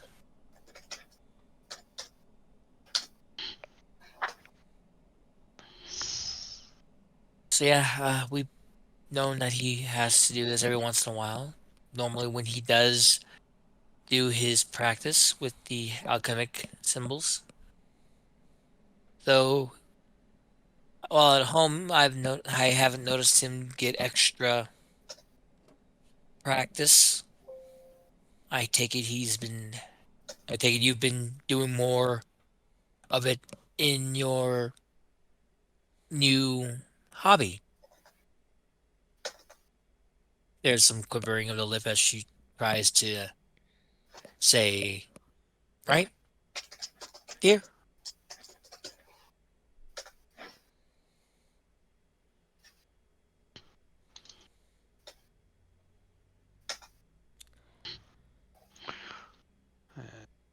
As I continue to type up in dual tone. Yep. Oh, goodness.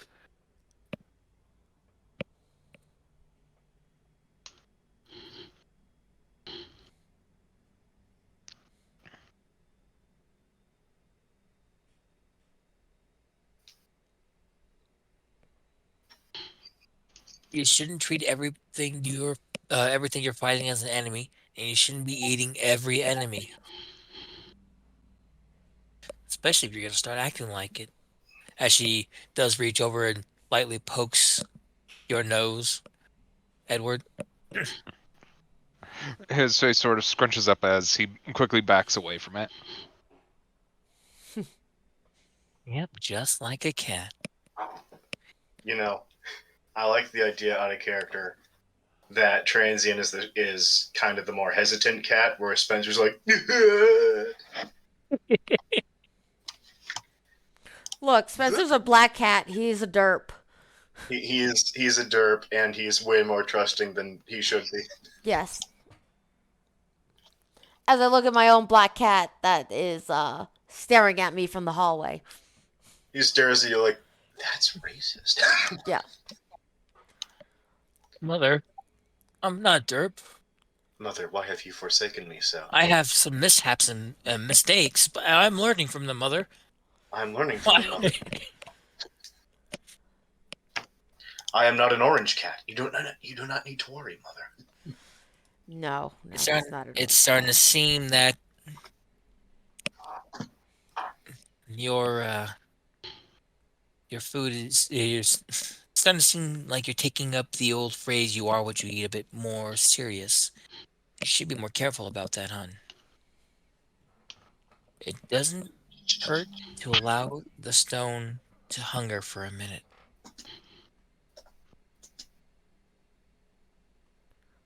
I'm sorry. What stone?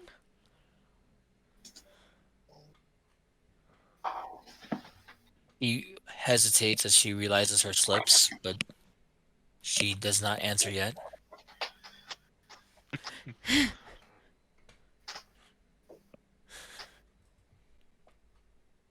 My territorial guarded. Yeah. Who said it was? Who said it was a cat voice that was speaking? That's fair. Oh, that's even more terrifying. Well, my territory will guard it properly. Will guard it appropriately, by any means. Stone.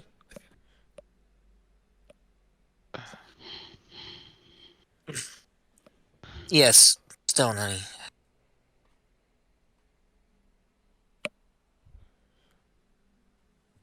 Do you remember anything of the trip when we went down in the mine?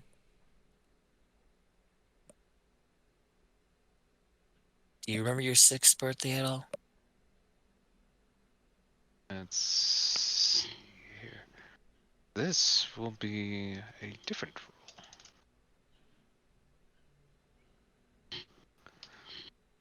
Check my will save.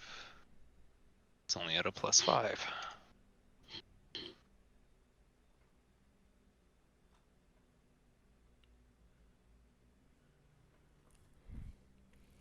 So that will switch that portion, and now for a memory check.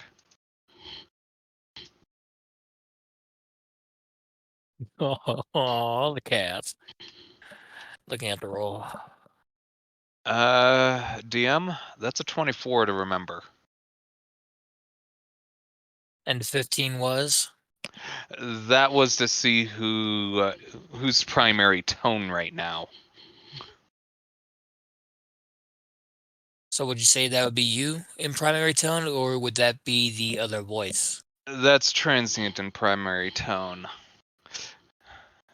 You'll notice as they switch around. All right. So you recall your sixth birthday a bit. It's mostly all right. You recall a couple of your friends, mostly those in the cul-de-sac, coming by.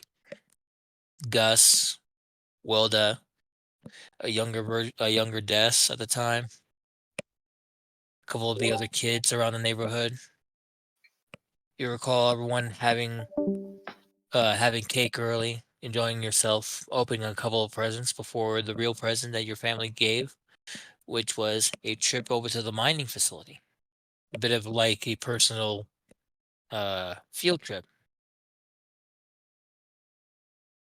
It's when you all started getting ready to go down into it, that's when memories started to get a bit shaky. You recall Wilda and Des not being able to go further than the first layer. Something about the parents not wanting to go too deep. Something about for they didn't bring their coats and it can't get too cold down there. You recall a clear picture of several of your other friends stopping and starting to head back when you and your mother and father reached the third floor or the third level. When it was just you three, your memory gets hazy, but you recall a passageway. You can't tell where you do, but you do recall it was your father who showed you this passageway. Leads off to the side. Almost looked like he pressed a button in order to open the wall. You recall lefts and rights, though you don't recall how many exactly. Gets fuzzier and fuzzier there. And then you recall a very beautiful red glow. But from there, memory cuts off. You can't remember anything else after that day. Your edict memory recalls the day afterwards, feeling cruddy. Body ached. You recall needing to eat 3 portions of oatmeal that day. You recall having to get yourself prepared and ready for school next week, so you're going over to go grab some stationery, some supplies, new backpack. You even remember how clearly the sky was that day. And you saw a particular old plane flying through. You recall that that day after your birthday, they just elected the mayor.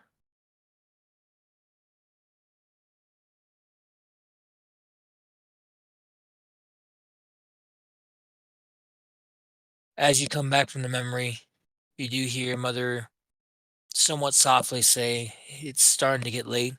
Probably should put on the news before your dad gets home." That's when she turns on the television. At the same time, the Thrustles turn on their radio, their television sets.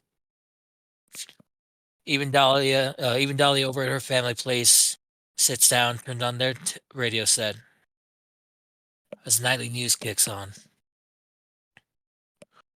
Trouble on the first day of school. Fire and brimstone come raining down on 2 different sides for a few seconds. And yet,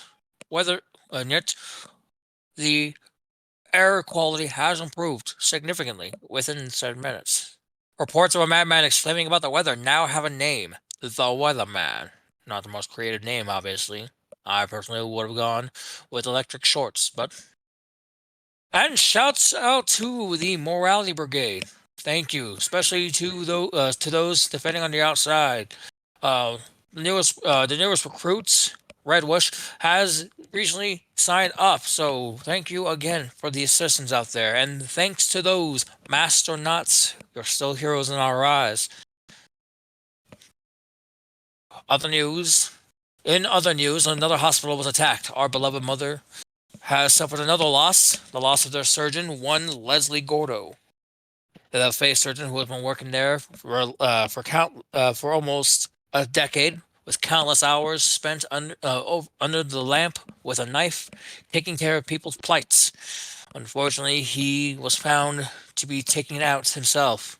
No legitimate wounds has been noticeably found, and Police are currently conducting autopsies in order to find out the true cause of death. Unfortunately, thankfully, this has not stopped the beloved mothers, and there is assurance that the attacker has not returned and that they will be upping securities for, until this tragedy has been until further tragedies have been halted. Honestly, it's quite sad when one can't even go get a facelift without getting their life lifted. But in good news, we do have one for the whole town, as the sweethearts amongst the town's own personal elites, the Amps and the Watts, get to enjoy a personal wedding between Kenneth Amp and Cassandra Watts to take place this late September. Though they will be enjoying themselves. They will be getting engaged over at the St. Peter's Church of Christianity. At St. Peter's Church, down over in between the Sanctuary Hill area and the entertainment area. So, those invited will be able to enjoy beautiful soundtracks provided by by nowadays' hit band U2. Until then, that is all for the night. I am going to bed, and I'm going to bed. And that is the end of the chapter.